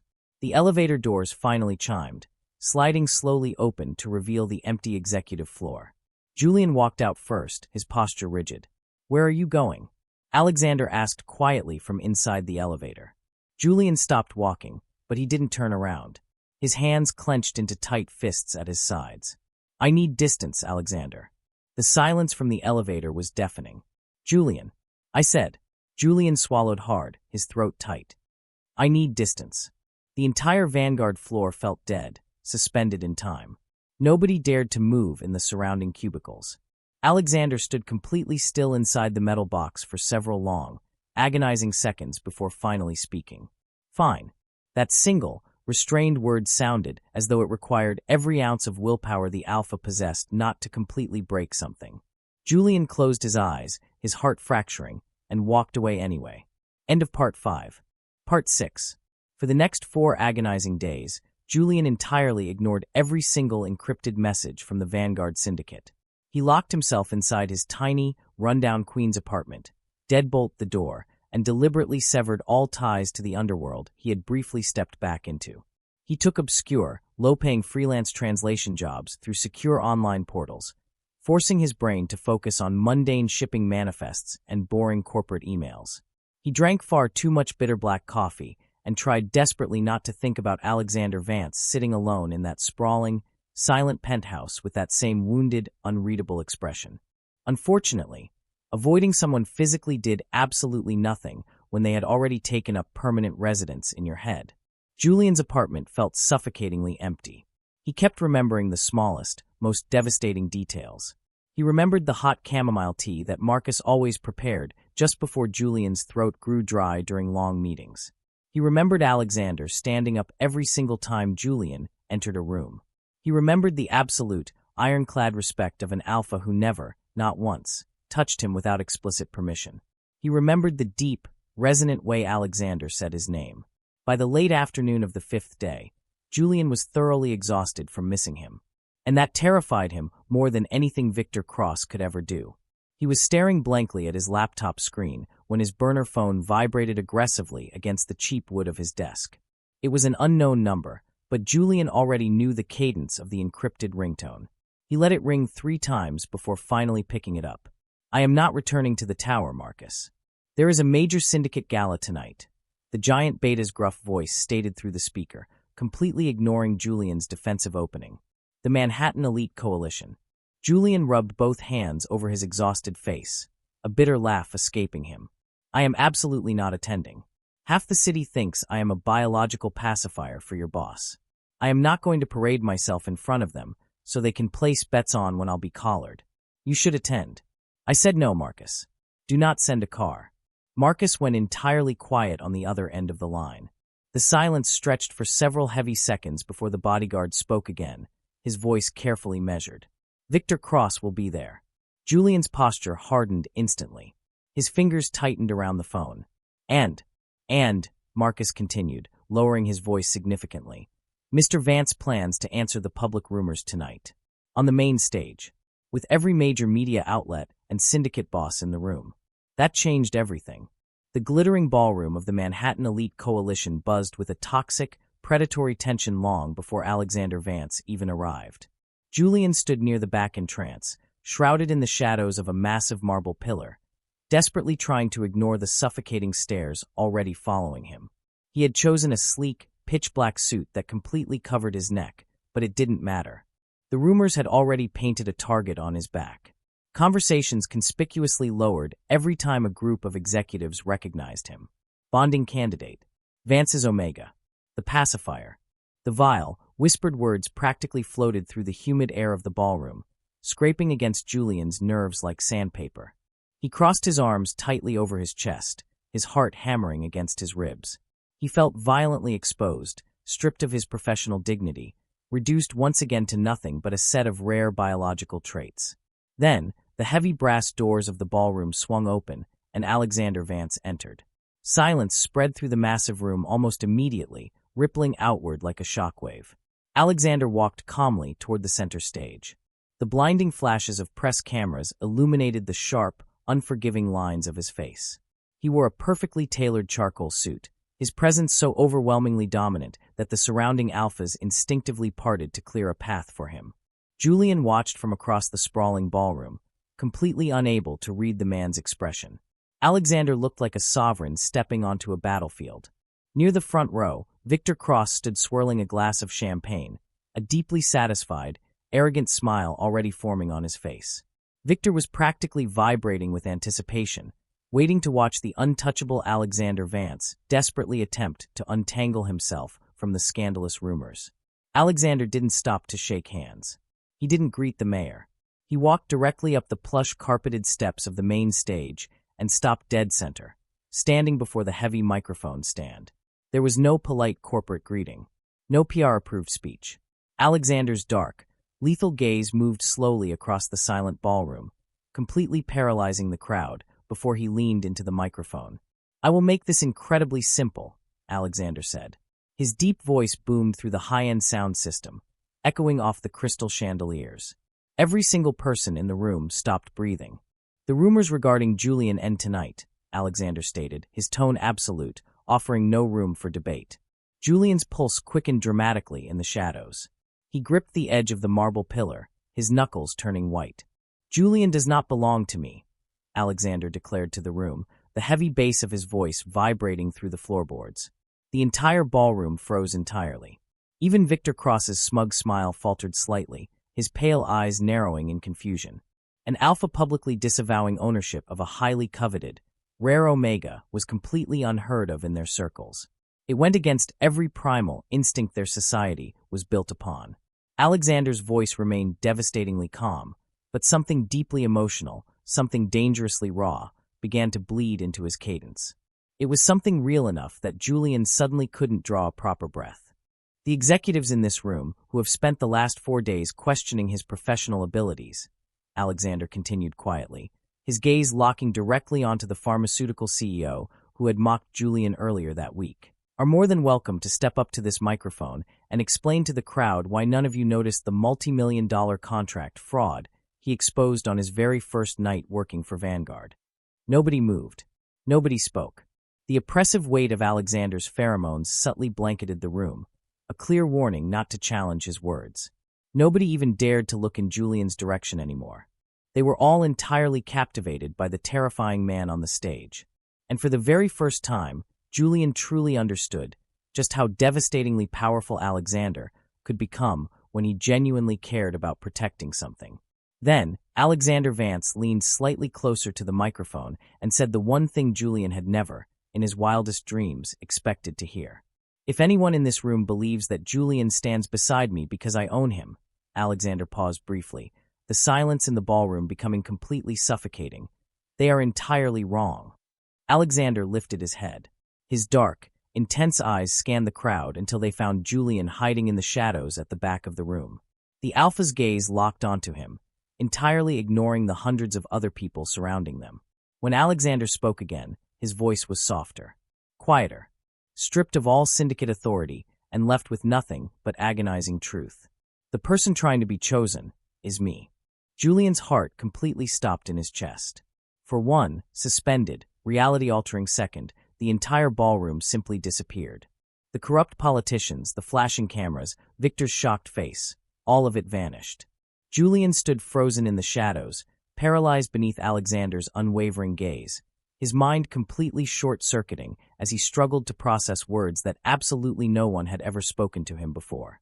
He wasn't a prize. He wasn't a biological pacifier. He was the one holding the power. Alexander Vance was standing in front of the entire criminal underworld, laying his pride bare, admitting that he was the one waiting for Julian's permission. Julian let out a shaky, desperate breath, entirely overwhelmed. And then, before his brain could even begin to formulate a reaction, someone grabbed him violently from behind. Everything happened far too fast. 1 second, Julian was drowning in the profound realization of Alexander's public confession. The next second, a massive, calloused hand clamped brutally over his mouth, completely cutting off his air, while a thick arm wrapped like an iron vice around his waist. Julian reacted purely on instinct. He violently twisted his body, driving his elbow backward as hard as he could, trying to break the attacker's grip. He connected with solid muscle, earning a muffled grunt of pain, but a second pair of hands immediately grabbed his flailing arms, wrenching them painfully behind his back. He was dragged backward so fast his feet completely left the floor. "Move," a harsh, unfamiliar voice hissed directly into his ear. It wasn't Victor Cross. The voice was cold, professional, and highly organized. Julian kicked out desperately, his heel connecting with the heavy wooden door of the side exit, but the impact barely slowed the men down. They hauled him forcefully through the threshold and out into the deserted, dimly lit service corridor behind the grand ballroom. The faint, muffled sound of the gala's orchestra still echoed through the thick walls, drowning out the scuffle completely. Julian fought like a wild animal, twisting and thrashing against the crushing hold. He managed to rip his mouth free from the heavy hand for a fraction of a second. "Let go of me," Julian snarled, his voice echoing sharply down the empty concrete hallway. One of the men violently shoved him forward, slamming Julian's shoulder hard against the cinder block wall to disorient him. The man tightened his grip on Julian's bound wrists, twisting them upward until a sharp jolt of pain shot through Julian's shoulder joints. "Stop moving, Omega," the man growled, reaching into his tactical vest to pull out a heavy metallic zip tie. "You are significantly more valuable to the boss unharmed. Do not make this difficult." Valuable. That single, vile word made a wave of pure, absolute nausea rise in Julian's throat. He knew exactly what was happening. This was an extraction, a coordinated abduction. They weren't trying to assassinate him, they were stealing him. The men shoved him relentlessly down the corridor toward a set of heavy steel service elevator doors. Julian dug the heels of his expensive shoes into the concrete, throwing his entire body weight backward in a desperate bid to slow them down. The service elevator dinged loudly in the quiet hallway. The heavy metal doors began to slide open, revealing the dark, waiting cabin inside. But the elevator was not empty. Before the doors had even fully parted, a wave of heavy, crushing alpha pheromones slammed out of the cabin and directly into the corridor. It hit with such violent, concussive force that the very air in the hallway seemed to physically freeze. The two mercenaries holding Julian stiffened instantly, their breath catching in their throats as the biological pressure crushed down on their lungs. Everyone in the underworld knew that specific, terrifying scent by now. Alexander Vance stepped out of the shadows of the elevator car. End of Part 6. Part 7. Alexander Vance stepped out of the shadows of the service elevator. He didn't yell. He didn't draw a weapon. He didn't move with frantic urgency. He simply walked into the narrow, concrete corridor with a slow, measured stride that practically echoed with impending doom. The heavy, dark scent of ozone and cedar that flooded the hallway wasn't just aggressive, it was catastrophic. It was the biological equivalent of standing directly beneath a collapsing skyscraper. The two mercenaries holding Julian stiffened so violently their joints popped. The sheer alpha pressure radiated from Alexander in absolute, crushing waves, violently stripping the oxygen from the air. Shit! The man gripping Julian's bound wrists cursed under his breath, his voice trembling slightly as his survival instincts desperately screamed at him to run. Alexander stopped 10 feet away. His dark eyes flicked over the scene, taking in Julian's disheveled hair, the strained angle of his arms, and the terrified paleness of his face. He processed the threat level in a fraction of a second, but his expression remained an impenetrable mask of cold, calculated fury. Let him go. The order did not boom through the hallway. It was spoken quietly, carrying a terrifyingly flat cadence that promised absolute, unparalleled violence if it was not immediately obeyed. Neither mercenary moved. They were frozen in a paralyzing tug-of-war between their lucrative contract with Victor Cross and the terrifying apex predator standing directly in front of them. The man holding Julian swallowed hard, attempting to project a bravado he clearly didn't possess. He subtly shifted Julian's body, attempting to use the Omega as a biological shield. Mr. Vance, this does not concern the Vanguard Syndicate. We are simply executing a private extraction. The man never got the chance to finish his sentence. Marcus materialized from the dark interior of the elevator behind Alexander. The giant beta moved with a terrifying, silent speed that completely defied his massive frame. He didn't negotiate. He didn't issue a warning. Marcus crossed the remaining distance in 2 massive strides, grabbed the first mercenary by the tactical vest, and drove him backward into the cinderblock wall with the force of a freight train. The sickening crack of the paneling fracturing echoed sharply in the narrow corridor. The mercenary went completely limp, sliding down the wall in a heap of unconscious dead weight. The second man, the one twisting Julian's arms, panicked. He released Julian's wrists instantly, his hands flying up in a desperate gesture of surrender as he backed away. Freed from the brutal grip, Julian lost his balance. His knees buckled, and he stumbled blindly forward, gasping for air as his strained shoulders throbbed. He fell straight toward Alexander. Warm, massive hands caught him immediately. Alexander steadied Julian by the waist, his grip incredibly firm but entirely gentle. For one fractured second, Julian practically collapsed against the Alpha's broad chest, burying his face in the lapel of the charcoal suit, desperately breathing in the calming scent of cedar that completely grounded his spiraling panic. Alexander held him for barely 2 seconds, just long enough to ensure Julian could stand on his own 2 feet. Then, adhering strictly to the silent boundary he had set between them, Alexander slowly let go, stepping back to give Julian physical space.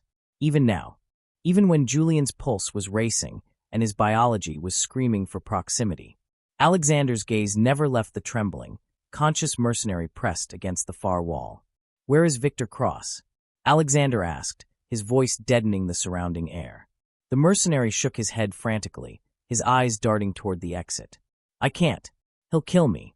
Marcus stepped over the unconscious body on the floor and casually grabbed the second mercenary by the throat, lifting him 3 inches off the concrete. "Warehouse District," the mercenary choked out instantly, his boots kicking against the air. "Sector 4. By the old shipping containers." He already left. Alexander's expression darkened significantly, a lethal shadow passing over his eyes. Julian, rubbing his aching wrists, felt his chest tighten. "He's running," Julian said, his voice raspy. "He knows Vanguard is going to tear the city apart looking for him. He's fleeing the country." "No," Alexander said quietly, the dark realization settling over his features. "He isn't running." Julian frowned, confusion piercing through the adrenaline. "Then what is he doing?" Something icy and terrifying entered Alexander's voice. "He's selling." Julian's breath hitched. Understanding crashed down on him like an anvil. The classified pheromone files. The detailed medical history proving Julian was a highly coveted bonding candidate. Victor wasn't just planning to humiliate Julian by leaking the information to the gala. He was planning to auction the hard drives containing the original, verified data to the highest bidder on the underground syndicate network before vanishing with the profits. Alexander turned his head, his dark eyes locking onto his head of security. "Marcus, handle this garbage. Have a cleanup crew scrub this hallway." Marcus dropped the gasping mercenary to the floor with a heavy thud. "Yes, boss." Alexander then looked back at Julian. His gaze softened infinitesimally, scanning the Omega for any hidden injuries. "Can you walk?" Julian swallowed hard, forcing his trembling legs to lock. The adrenaline was beginning to crash, leaving a violent tremor in his hands, but a fierce, undeniable anger was rising to replace it. "I can walk." 20 minutes later, they were inside Alexander's heavily armored Vanguard SUV, tearing through the rain-slicked streets of the city, heading straight toward the industrial district. The flashing neon lights of Manhattan bled past the tinted windows in a colorful blur. Neither of them spoke for a long time. The silence inside the vehicle felt entirely different now. It was no longer heavy with unspoken corporate boundaries or guarded secrets. It felt intensely full. It felt dangerously exposed. Julian stared out the window, but he didn't see the city. He just kept replaying the scene from the ballroom over and over again in his head. The person trying to be chosen is me. No Alpha had ever spoken about him like that before. In Julian's entire life, powerful men had only ever viewed him through two distinct lenses: a brilliant, exploitable translator or a rare, biological prize to be conquered and caged. Alexander Vance was the most terrifying man in New York, yet he had stood on a stage in front of his greatest rivals and stripped himself of his dominance, offering Julian the one thing no one else ever had: absolute, undeniable agency. He didn't claim Julian. He waited for Julian to choose him. Julian swallowed the tight knot forming in his throat. He slowly turned his head to look across the spacious back seat. Alexander sat with his hands resting calmly on his knees, his jaw tight as he stared straight ahead, a storm of calculated violence brewing behind his dark eyes. "That speech you gave," Julian said quietly, finally breaking the heavy silence. "It was incredibly reckless." Alexander didn't flinch. He didn't even turn his head. "Probably. You embarrassed half the influential politicians and executives in that ballroom," Julian pointed out, his voice wavering slightly. "You essentially told the entire elite coalition to go to hell." Alexander finally shifted his gaze, meeting Julian's eyes in the dim light of the vehicle. They deserved it. Despite the adrenaline, despite the kidnapping attempt, and despite the fact that they were speeding toward a deadly confrontation with a madman, Julian almost smiled. He pressed his lips together, a strange, overwhelming warmth blossoming in his chest. "You are going to ruin your syndicate's diplomatic relations," Julian murmured. "If my syndicate relies on the approval of men who view you as property, then my syndicate deserves to burn to the ground," Alexander replied seamlessly, his voice holding no hesitation. Julian's breath caught. He looked down at his hands, his heart hammering a frantic, completely new rhythm. It wasn't fear anymore. It was an absolute, terrifying fall. The SUV violently slowed as they crossed the bridge into the desolate, crumbling warehouse district. The towering, rusted shipping containers created a labyrinth of shadows. There were no streetlights here, only the faint, ominous glow of the moon piercing through the heavy clouds. Marcus's voice crackled to life through the secure earpiece Alexander wore. "Boss, we have a visual. Third building on the east side. The perimeter security is minimal. Victor is rushing."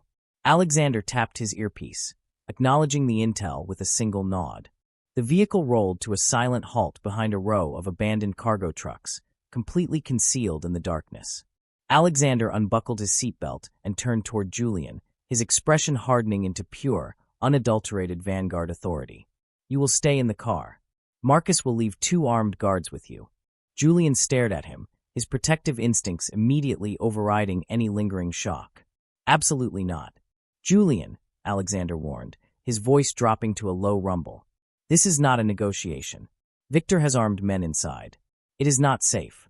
I am not hiding in a bulletproof box while Victor cross-sells my entire life to the highest bidder for a profit."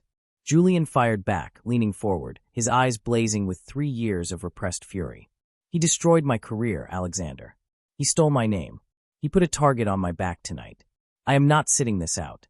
For several tense seconds, Alexander simply watched him. He saw the brilliant, unyielding fire in Julian's eyes. He saw the man who had stood up to a Russian cartel boss without flinching. Alexander could have easily pulled rank. He could have pushed his alpha pheromones to force Julian into submission. He could have ordered the doors locked. Instead, unexpectedly, The syndicate boss let out a slow, measured breath and nodded.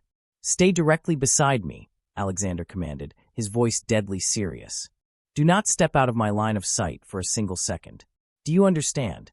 That profound surrender of control, that absolute trust in Julian's right to face his own demons, affected Julian in a way he couldn't even begin to articulate." "I understand," Julian said. They stepped out of the vehicle together, plunging into the freezing, damp night air. The heavy metal doors clicked shut behind them. Julian walked shoulder to shoulder with the most dangerous man in the city, stepping out of the shadows and walking directly toward the warehouse where his past was waiting for him. End of Part 7. Part 8. The interior of the abandoned warehouse smelled intensely of rust, leaking industrial chemicals, and the sharp, artificial ozone of overheating computer servers. Emergency security lights bolted to the high, corrugated ceiling cast long, distorted shadows across the cracked concrete floor. With every step Julian took alongside Alexander, the faint, hollow echo of their shoes seemed to amplify the suffocating tension in the air. Marcus and a shadow team of Vanguard enforcers had already silently neutralized the outer perimeter guards. They moved like ghosts in the periphery, securing all possible exits, leaving the center aisle completely clear for Alexander and Julian. Deep inside the cavernous space, past walls of decaying shipping crates, they found him. Victor Cross was standing near a makeshift workstation composed of folding tables, high-end server racks, and a bank of glowing monitors. A series of heavy-duty hard drives were tethered to a laptop, progress bars slowly creeping across the screens. He was uploading the encrypted bonding data to the black market auction servers. Despite being entirely cornered by the most ruthless syndicate in New York, Victor looked strangely, arrogantly calm. He didn't scramble for a weapon. He didn't try to run. He simply stood there, dressed in a tailored suit that had no place in a decaying warehouse, watching them approach. "There you are," Victor said softly, his pale blue eyes locking onto Julian the moment they stepped into the pool of harsh white light. Julian stopped walking. His hands clenched automatically into tight fists at his sides. 3 years of buried fury, of starving in a freezing apartment, of looking over his shoulder, and of believing he was completely worthless. All of it surged violently to the surface, thickening the air between them. Victor's gaze drifted slowly from Julian to the towering, imposing figure standing right beside him. A faint, mocking smile touched Victor's lips. "I have to admit, I'm impressed," Victor continued, his voice echoing off the metal walls. "You really came yourself, Alexander. The undisputed king of the Vanguard Syndicate, slumming it in a rotting warehouse on the docks. And for what? A broken translator. Step away from the servers, Victor," Alexander said. His voice wasn't raised. It didn't need to be. It cut through the ambient hum of the computers with the chilling, absolute edge of a guillotine blade. "Interesting," Victor mused, casually leaning his hip against the table. "You know, this entire, messy situation could have been entirely avoided. If you had just done the natural thing and marked him the night you took him from the club, none of this would be happening. If you had just staked your claim, the syndicate networks wouldn't be questioning your authority, and I wouldn't be about to become a very, very wealthy man." Julian went entirely still. The sheer toxicity of Victor's worldview, the absolute certainty that Omegas were nothing more than biological property to be traded, claimed, and used as leverage, made his stomach churn. Victor noticed the microscopic shift in Julian's posture. He smiled, a cruel, satisfied expression, and took a deliberate step away from the servers, moving closer to Julian. "That is what this is really all about, isn't it?" Victor murmured, projecting his voice so it echoed clearly in the quiet warehouse. He wasn't looking at Alexander anymore. He was staring directly into Julian's eyes. "An alpha desperately trying to convince himself that he's different from the rest of us." Alexander did not react outwardly. His face remained carved from stone, his hands resting easily at his sides, though the heavy, oppressive weight of his cedar and ozone pheromones began to quietly flood the open space, a silent shield wrapping around Julian. Victor kept pushing. He took another step forward. "You still don't understand them, Julian. Not really. You think because he bought you a nice suit and plays the gentleman, that you are safe? Every alpha eventually wants ownership. Even him. The moment you let your guard down, the moment your biology inevitably betrays you, he will snap that collar off your neck and put you right in a cage. Just a prettier one than the one I left you in." Julian hated that a tiny, traumatized fragment of his mind still feared those words were true. The psychological scars Victor had inflicted 3 years ago were deep, insidious, and devastatingly hard to completely erase. Victor's smile widened slightly as he saw the brief flicker of hesitation flash across Julian's pale face. He thought he had won. He thought he had found the fracture in their armor. But then Alexander spoke. "If Julian wants to walk away from me after tonight," Alexander said calmly, his deep voice carrying flawlessly across the concrete floor, "I will let him." The entire warehouse fell into a profound, stunning silence. The hum of the servers suddenly sounded deafening. Victor frowned, his arrogant smirk faltering slightly in pure confusion. "What did you just say?" For the first time since they had entered the building, Alexander turned his head and looked directly at Julian. He completely ignored Victor. There was no heavy alpha pressure pressing down on Julian. There was no pheromone manipulation, no subtle biological command demanding obedience. There was only absolute, terrifying honesty. "If you want to leave," Alexander said quietly, his dark eyes infinitely soft, speaking only to Julian, "if you decide that this world is too much, or if you simply never want to see my face again, I will take you anywhere you want to go. I will set up a new life for you, with your name cleared and your accounts restored. And you will never have to look over your shoulder again." Julian's chest tightened so painfully he could barely draw a breath. There it was again. Choice. Always choice. Alexander wasn't offering him a cage. He wasn't demanding loyalty in exchange for saving him. He was handing Julian the keys to the kingdom and leaving the door wide open. Not because Alexander lacked the power to keep him. He commanded an empire of violence, but because he deliberately, consciously refused to use that power against the person he cared about. And suddenly, standing in the cold, flickering light of the warehouse, Julian understood something profoundly life-altering. Alexander Vance had been proving the exact same thing from the very beginning. Every single time he stepped back. Every time he waited patiently in the hallway. Every time he refused to touch Julian without permission. Every time he let Julian decide first. Alexander had been starving his own primal nature, fighting a silent, exhausting war against his own biology, just to ensure Julian felt entirely safe.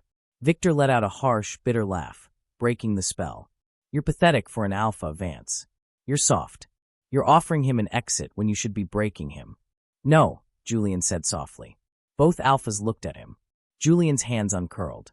The fear, the lingering doubt, the 3 years of paralyzing trauma that Victor had chained to his ankles. It all evaporated like mist burning off in the morning sun. Julian stepped forward. He didn't step backward to hide behind Alexander's broad shoulders. He stepped slowly, deliberately forward, until he was standing exactly beside Alexander. Willingly. Equals. Julian looked Victor cross-dead in the eye, his chin raised, his posture radiating the absolute, unshakable confidence of a man who finally knew his own worth. "You just never understood what love looks like," Julian said, his voice ringing with absolute clarity. For the very first time in his miserable, arrogant life, Victor Cross's expression completely shattered. The pale blue eyes widened in genuine shock, the smug superiority fracturing into pure, raw panic as he finally realized he had lost his only leverage. He had absolutely nothing left to weaponize. The silence lasted for 2 seconds. Then, Marcus and the Vanguard tactical team flooded the center aisle. It was over in a matter of moments. Marcus didn't bother with verbal commands. He slammed into Victor with the force of a battering ram, driving the corrupt alpha to the concrete floor. Zip ties were brutally secured around Victor's wrists before he could even draw a breath to scream. 2 Vanguard tech specialists descended on the server racks, immediately severing the hard drives from the laptops, aborting the black market upload at 98%.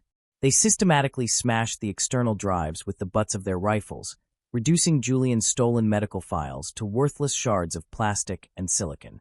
Victor struggled violently against Marcus's crushing hold, his face pressed against the filthy concrete, his elegant suit ruined. "You can't do this. I have backups. I have contingencies." Alexander slowly walked over, looking down at the thrashing man with the cold, detached gaze of a king observing a dead insect. "You have nothing," Alexander stated flatly. "By tomorrow morning, the Vanguard Legal Department will release the verified evidence of your embezzlement from 3 years ago to the federal authorities. Your accounts are already frozen. Your syndicate contacts have disavowed you. You are going to spend the rest of your miserable life in a maximum security cell, entirely forgotten." Victor screamed a vile, furious curse, But Marcus hoisted him off the floor by the scruff of his neck and dragged him unceremoniously toward the waiting extraction vans outside. As the chaotic sounds of the arrest faded into the rainy night, the warehouse suddenly felt incredibly quiet. The heavy, oppressive weight that had been sitting on Julian's chest for 3 long years finally, truly dissolved. He stood near the shattered servers, staring at the empty space where Victor had been. His breathing slowed. His shoulders dropped. Alexander remained standing a few feet away, silently watching him. He didn't interrupt the moment. He let Julian process the victory. Julian slowly turned his head to look at the Alpha. Alexander's dark tuxedo jacket was slightly rumpled, his tie missing, his chest rising and falling in a steady, calming rhythm. He looked entirely terrifying, and yet Julian had never felt safer in his entire life. Julian took a slow breath, the scent of cedar and rain filling his lungs, completely masking the chemical stench of the warehouse. He took a step toward Alexander, the faint, exhausted ghost of a smile touching his lips. "So," Julian said softly, his voice echoing lightly in the empty space. "Did you really mean it?" Alexander's eyes locked onto his. "Mean what?" "That you would take me anywhere I wanted to go." Alexander didn't hesitate for a single fraction of a second. "Yes." Julian stepped into the Alpha's personal space, looking up into those dark, intense eyes. He didn't need to wear the heavy, suffocating armor of a beta server anymore. He didn't need to run. "Then take me home, Alexander." End of Part 8. Part 9. The drive back to the heart of Manhattan was entirely different from any journey Julian had ever taken. Outside the thick, bulletproof glass of the Vanguard SUV, the freezing, relentless rain continued to wash the grime from the city streets. But inside the spacious, dimly lit cabin, the atmosphere was profoundly warm, anchored by the heavy, steadying scent of dark cedar and ozone. The suffocating tension that had defined their relationship for the past month, the unspoken boundaries, the professional armor, the constant, exhausting vigilance, was completely gone. Julian was utterly exhausted. The adrenaline crash hit him the moment the vehicle crossed the bridge back into the city, leaving his limbs feeling like lead and his eyelids impossibly heavy. He didn't retreat to the far corner of the leather seat. He didn't wrap his arms around his chest in a defensive posture. Instead, Julian let out a long, shaky exhale and allowed his head to tilt to the side, coming to rest gently against Alexander's broad shoulder. Alexander went entirely still for a fraction of a second. Then, slowly, with a tenderness that completely belied his terrifying reputation, the Alpha shifted his posture to comfortably accommodate Julian's weight. He reached across the seat and draped his heavy, tailored jacket over Julian's trembling frame. Alexander didn't say a word. He didn't need to. The low, rumbling purr vibrating deep in the Alpha's chest, a primal, instinctual sound of absolute contentment and protection, was the only lullaby Julian needed.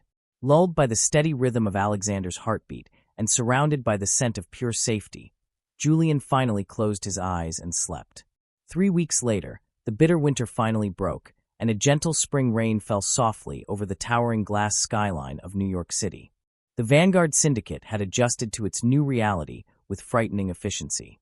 The morning after the warehouse raid, Victor Cross's sprawling network of corruption, blackmail, and embezzlement was systematically dismantled and handed over to the federal authorities on a silver platter.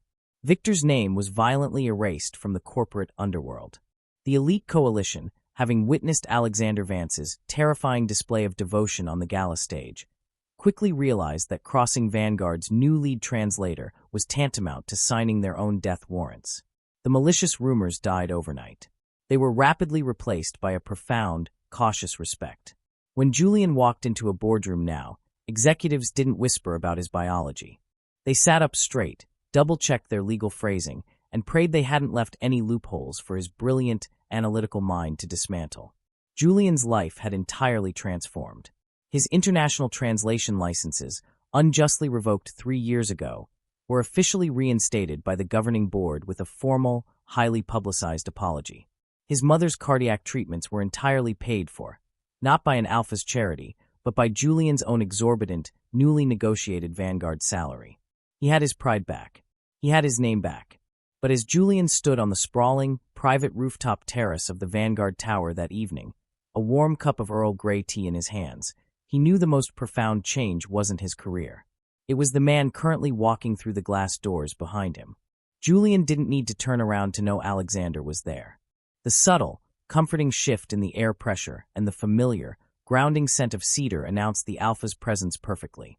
Alexander stepped out onto the terrace, moving quietly beneath the massive glass awning that shielded them from the misty spring rain. He was dressed down for the evening, wearing dark slacks and a black, fine-knit sweater that highlighted the broad, powerful lines of his shoulders. The ruthless mafia boss who terrified the city looked completely at peace. "You're smiling," Alexander observed, his deep voice wrapping around Julian like a physical embrace. Julian took a sip of his tea, his eyes fixed on the glittering, endless grid of city lights sprawling out beneath them. He leaned casually against the glass railing. "Don't sound so surprised." Alexander stepped up beside him, resting his forearms on the cool glass. "I'm not used to seeing it. For the first month I knew you, your expression was permanently locked into a defensive scowl." That earned him a genuine, soft laugh from Julian. "I was surviving, Alexander." Smiling in a basement club full of corrupt executives usually invites the wrong kind of attention. A comfortable, profound silence settled between them. The city hummed far below, a chaotic world of noise and danger that couldn't touch them up here. "You are not tense anymore," Alexander noted quietly, his dark eyes tracing the relaxed line of Julian's profile. "You don't flinch when the elevator doors open. You don't scan a room for exits the moment you walk in. You are real." Julian looked sideways at the Alpha. "I stopped waiting for the other shoe to drop. I realized you actually meant everything you said." Alexander reached into the inner pocket of his coat. After a moment, he pulled out a small, thick cream-colored envelope and handed it to Julian. Julian looked at the pristine paper carefully before setting his tea down on a small patio table. He took the envelope, sliding his thumb under the wax seal. "Is this another revised contract? Because I already told the legal department I am not approving the German shipping clause until they fix the liability phrasing." "It is not a contract," Alexander said softly. Julian opened the envelope and pulled out a single, heavy cardstock note. There were no corporate letterheads, no syndicate stamps, just a single sentence, written meticulously by hand in dark, bold ink. Julian read the words once. Then he read them a second time, his breath catching in his throat as the profound weight of the message settled into his chest. "From the very beginning, it was always you." Julian's heart ached with a sudden, overwhelming warmth. The memory of the first night they met flashed in his mind. The way Alexander had looked at him in the VIP room, the way he had asked for his name, the terrifying restraint he had shown in the rain-soaked alleyway. Alexander hadn't just tolerated him. He hadn't just found him useful. He had been entirely captivated by Julian before he even knew what Julian's secondary gender was. Julian slowly looked up. Alexander was watching him with that same steady, intense attention that Julian had grown completely, frighteningly attached to. There were no walls left between them. The Alpha's dark eyes were completely open, vulnerable, and waiting. "Alexander," Julian whispered, the name slipping from his lips like a prayer. The Alpha's expression shifted, a raw, possessive hunger flaring briefly in his eyes at the sound of his name spoken with such profound affection. But true to his nature, Alexander remained perfectly still. He let Julian lead. Julian took a slow, deep breath. Then, he raised his hands toward his own throat. His fingertips brushed against the cold, heavy metal of the military-grade suppressor. The collar that had been his shield, his prison, and his constant companion for 3 agonizing years. It was the physical manifestation of his trauma, a barrier built to keep the predatory world out, but it was also a barrier that kept his true self locked away in the dark. For the very first time in front of another Alpha, Julian didn't flinch. He didn't hesitate. His fingers found the hidden biometric clasp at the back of his neck. With a soft, mechanical click, the heavy black collar disengaged. Julian pulled the suppressor away from his throat and set it down on the glass table next to his tea. The moment the device was removed, the damp spring air was instantly flooded with Julian's true, unsuppressed scent. It was entirely intoxicating, a soft, incredibly pure blend of white tea, rain-washed jasmine, and a deep, sweet warmth that instinctively triggered every protective, claiming instinct a dominant Alpha possessed. Alexander went completely, rigidly still. His hands gripped the glass railing so hard his knuckles turned stark white. A low, ragged breath tore its way out of the Alpha's chest as the overwhelming scent hit his heightened senses.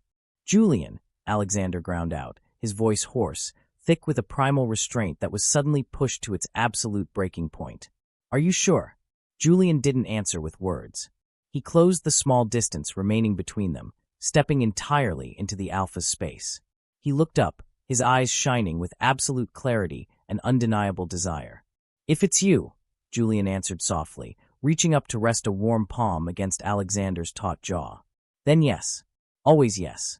Alexander closed his eyes briefly, an expression of sheer agony and profound relief washing over his striking features, as if the words physically hurt him with their beauty. His iron control, the impenetrable fortress he had maintained for a month, finally, beautifully shattered. Alexander's massive hands came up, framing Julian's face with a desperate, trembling reverence. He leaned down, his lips brushing softly against Julian's. The kiss was nothing like the desperate, feverish collision in the hallway weeks ago. This was deep, possessive, and devastatingly thorough. Alexander kissed him like a starving man who had finally been given a feast, pulling Julian flush against his broad chest.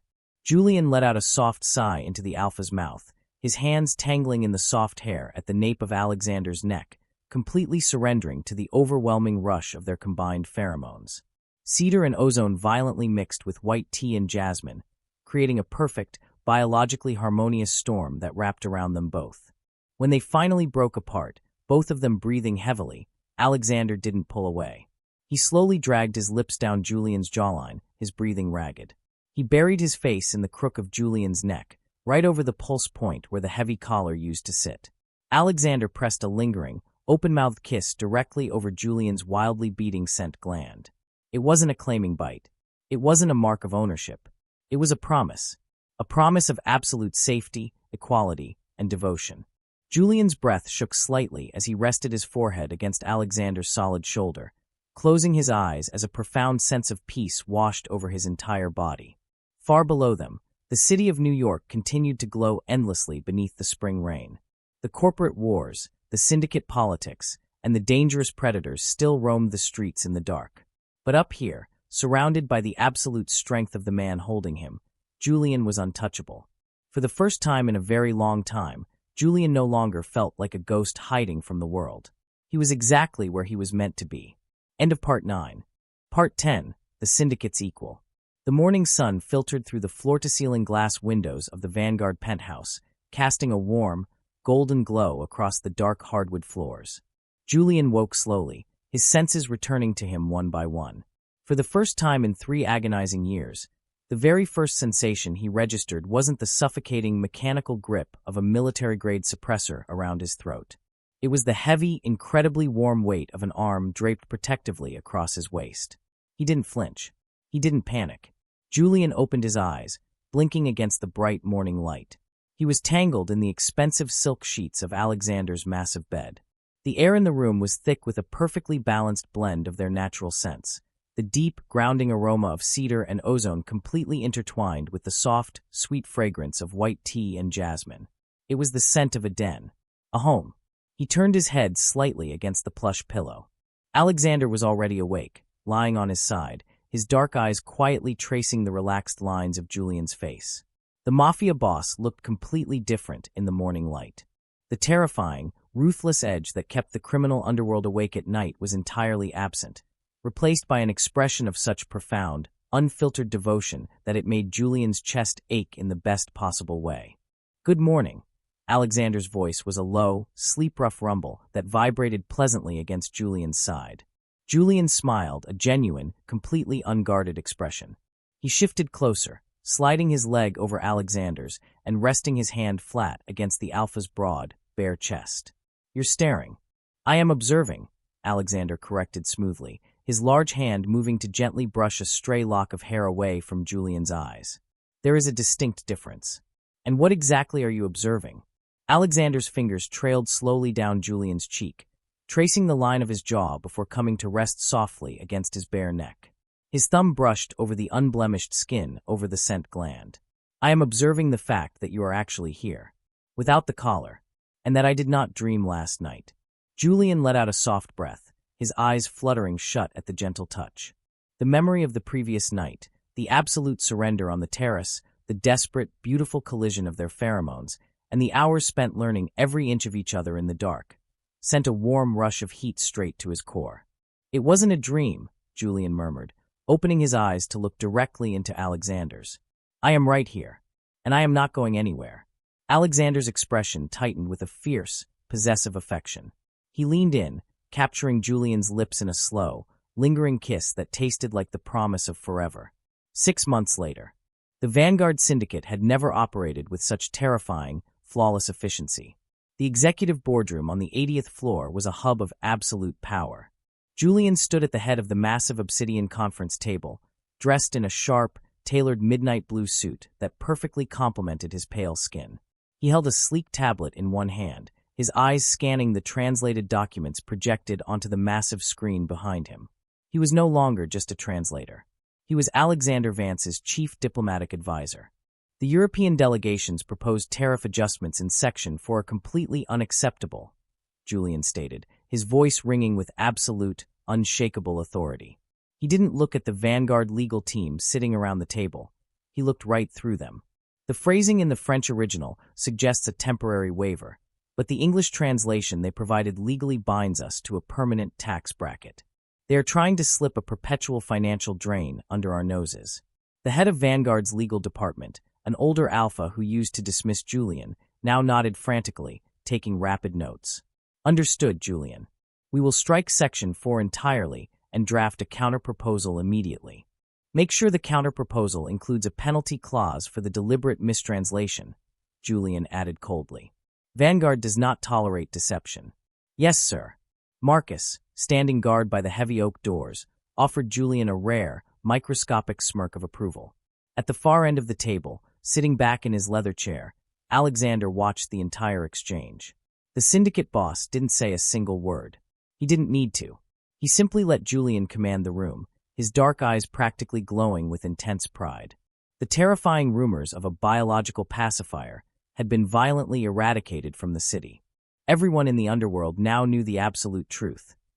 Julian was a brilliant, tactical genius, and crossing him was infinitely more dangerous than crossing Alexander himself. "Meeting adjourned," Julian concluded, tapping his tablet to turn off the projector. The executives filed out of the room quickly and respectfully, leaving only Julian, Alexander, and Marcus. Marcus gave a silent nod and stepped out into the hallway, closing the heavy doors and giving them absolute privacy. The moment the doors clicked shut, Julian let out a long exhale, his professional posture melting away. He set the tablet down and walked down the length of the table toward Alexander. Alexander reached out, catching Julian by the waist and effortlessly pulling the Omega onto his lap. Julian went willingly, wrapping his arms around the Alpha's broad shoulders and burying his face in the crook of Alexander's neck. "You were entirely ruthless today," Alexander murmured, his hands warmly rubbing circles into the small of Julian's back. "The European delegates are going to be terrified of you." "They tried to cheat you," Julian replied, his voice muffled against Alexander's skin. "I simply made sure they understand the consequences. Vanguard protects its own." Alexander pulled back slightly, his dark eyes locking onto Julian's face. The amusement faded, replaced by an intense, burning seriousness that always made Julian's heart skip a beat. "Speaking of protecting our own," Alexander said softly, his voice dropping an octave. Julian felt a familiar, electric thrill run down his spine. The air in the boardroom suddenly felt much heavier. He knew exactly what Alexander was talking about. For the past 6 months, they had built a foundation of absolute trust. They had destroyed Julian's demons, stabilized the syndicate, and shared Alexander's bed every single night. But Alexander had never marked him.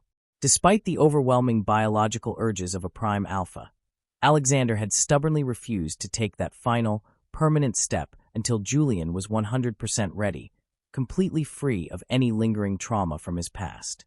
Julian looked at the man who had given him the world. He felt the steady, powerful thrum of Alexander's heartbeat beneath his palms. He felt the overwhelming warmth of the cedar and ozone scent that meant safety, home, and unconditional love. "Alexander," Julian said, his voice quiet but incredibly steady. "I'm ready." Alexander froze. His hands stopped moving on Julian's back. "Julian." "I'm ready," Julian repeated, louder this time. He shifted on Alexander's lap, straddling the Alpha's thighs so he could look directly down into those dark, intense eyes. He reached up, his fingers gently tracing the sharp line of Alexander's jaw. "I don't want to wait anymore. I don't want to just be your partner in the boardroom. I want to be yours. Completely. Permanently. And I want you to be mine. A ragged, shuddering breath tore out of Alexander's chest. The iron walls of his legendary restraint, walls he had maintained for half a year, finally, beautifully, completely collapsed. Are you absolutely certain? Alexander asked, his voice rough, thick with suppressed primal instinct. Once I do this, Julian, there is no undoing it. You will be bound to me, body and soul, for the rest of our lives. Julian smiled, leaning down until his lips were just a fraction of an inch from Alexander's. I wouldn't have it any other way. Alexander let out a low, territorial growl that vibrated straight through Julian's core. The Alpha's massive hands gripped Julian's hips, lifting him slightly before pulling him impossibly flush against his chest. Alexander tilted Julian's head to the side, completely exposing the pale, sensitive skin of his neck. The omega scent of white tea and jasmine flared wildly in the air, sweet and inviting, signaling absolute, willing submission. Alexander didn't hesitate anymore. He buried his face against Julian's neck, inhaling deeply, before opening his mouth and sinking his teeth firmly into the scent gland right above Julian's collarbone. Julian gasped sharply, his hands violently gripping the lapels of Alexander's suit. The initial, sharp pinch of pain was instantly swallowed by a blinding, overwhelming rush of pure euphoria. The biological bond snapped into place like a puzzle piece finally finding its home. It was an explosion of sensory overload. Julian could suddenly feel Alexander's emotions as clearly as his own. He felt the Alpha's overwhelming love, the fierce, protective possessiveness, and the profound, trembling relief of a man who had finally claimed his soulmate. The bond poured into Julian's veins like liquid gold, connecting their minds, their bodies, and their instincts in a permanent, unbreakable tether. Julian let out a soft, breathless sob, burying his face in Alexander's dark hair as the Alpha held the bite, ensuring the venom deeply embedded the mark into Julian's biology. When Alexander finally pulled back, his lips were slick, his eyes entirely black with blown pupils. He looked at the perfect, deep red mark blooming against Julian's pale skin. A permanent claim. A crown.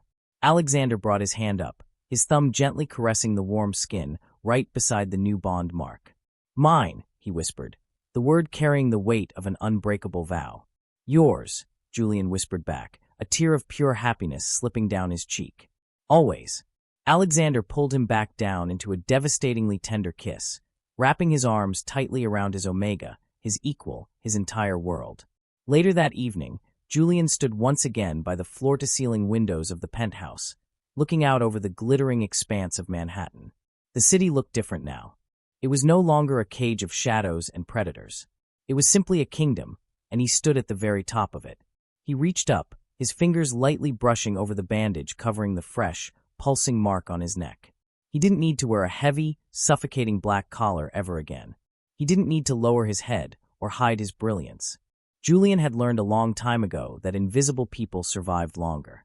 But as Alexander Vance walked up behind him, wrapping strong arms around his waist and pressing a warm kiss to his shoulder, Julian realized something infinitely better. He didn't want to just survive anymore. He wanted to live. And standing in the light, by the side of the man who loved him enough to let him lead, Julian knew he would never be invisible again. End of story. Wow, what an incredible journey that was. Thank you so much for staying with me all the way to the very end of this story. If you are hearing my voice right now, you are the true MVPs of this channel. Let's take a moment to just sit back, take a deep breath, and talk about what we just experienced together. Julian and Alexander's story is honestly such a beautiful roller coaster of emotions. We started with Julian completely stripped of his power, hiding in the shadows of a basement club, terrified of his own biology, and haunted by the deep trauma that Victor Cross put him through. He wore that military-grade suppressor like a shield, but also like a suffocating prison. And then, enter Alexander Vance. Can we just talk about Alexander for a second? In an underworld full of toxic, predatory alphas who just want to conquer and claim, Alexander was the ultimate walking green flag, wrapped in a terrifying mafia boss aesthetic.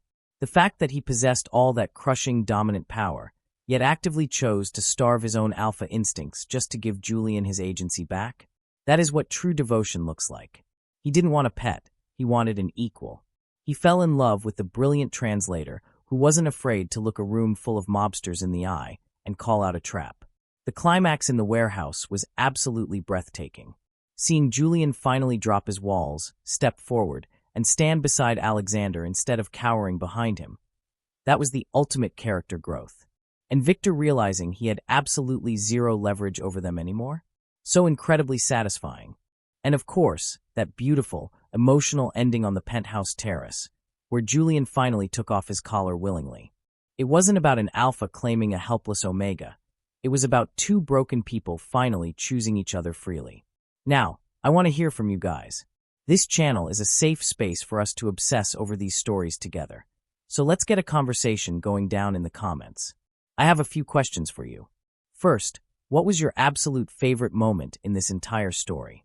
Was it the intense, protective standoff at the gala, the tender moments in the hallway during Julian's heat, or that incredibly satisfying ending?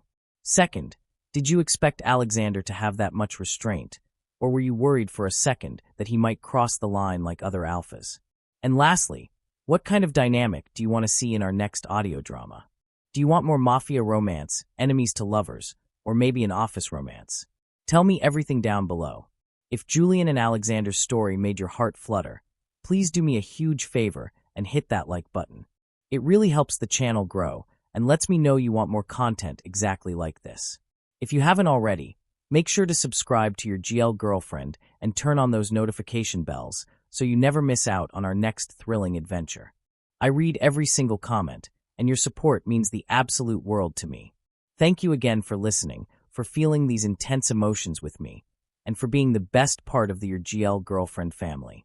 Drink some water, take care of yourselves, and I will see you in the next video. Bye.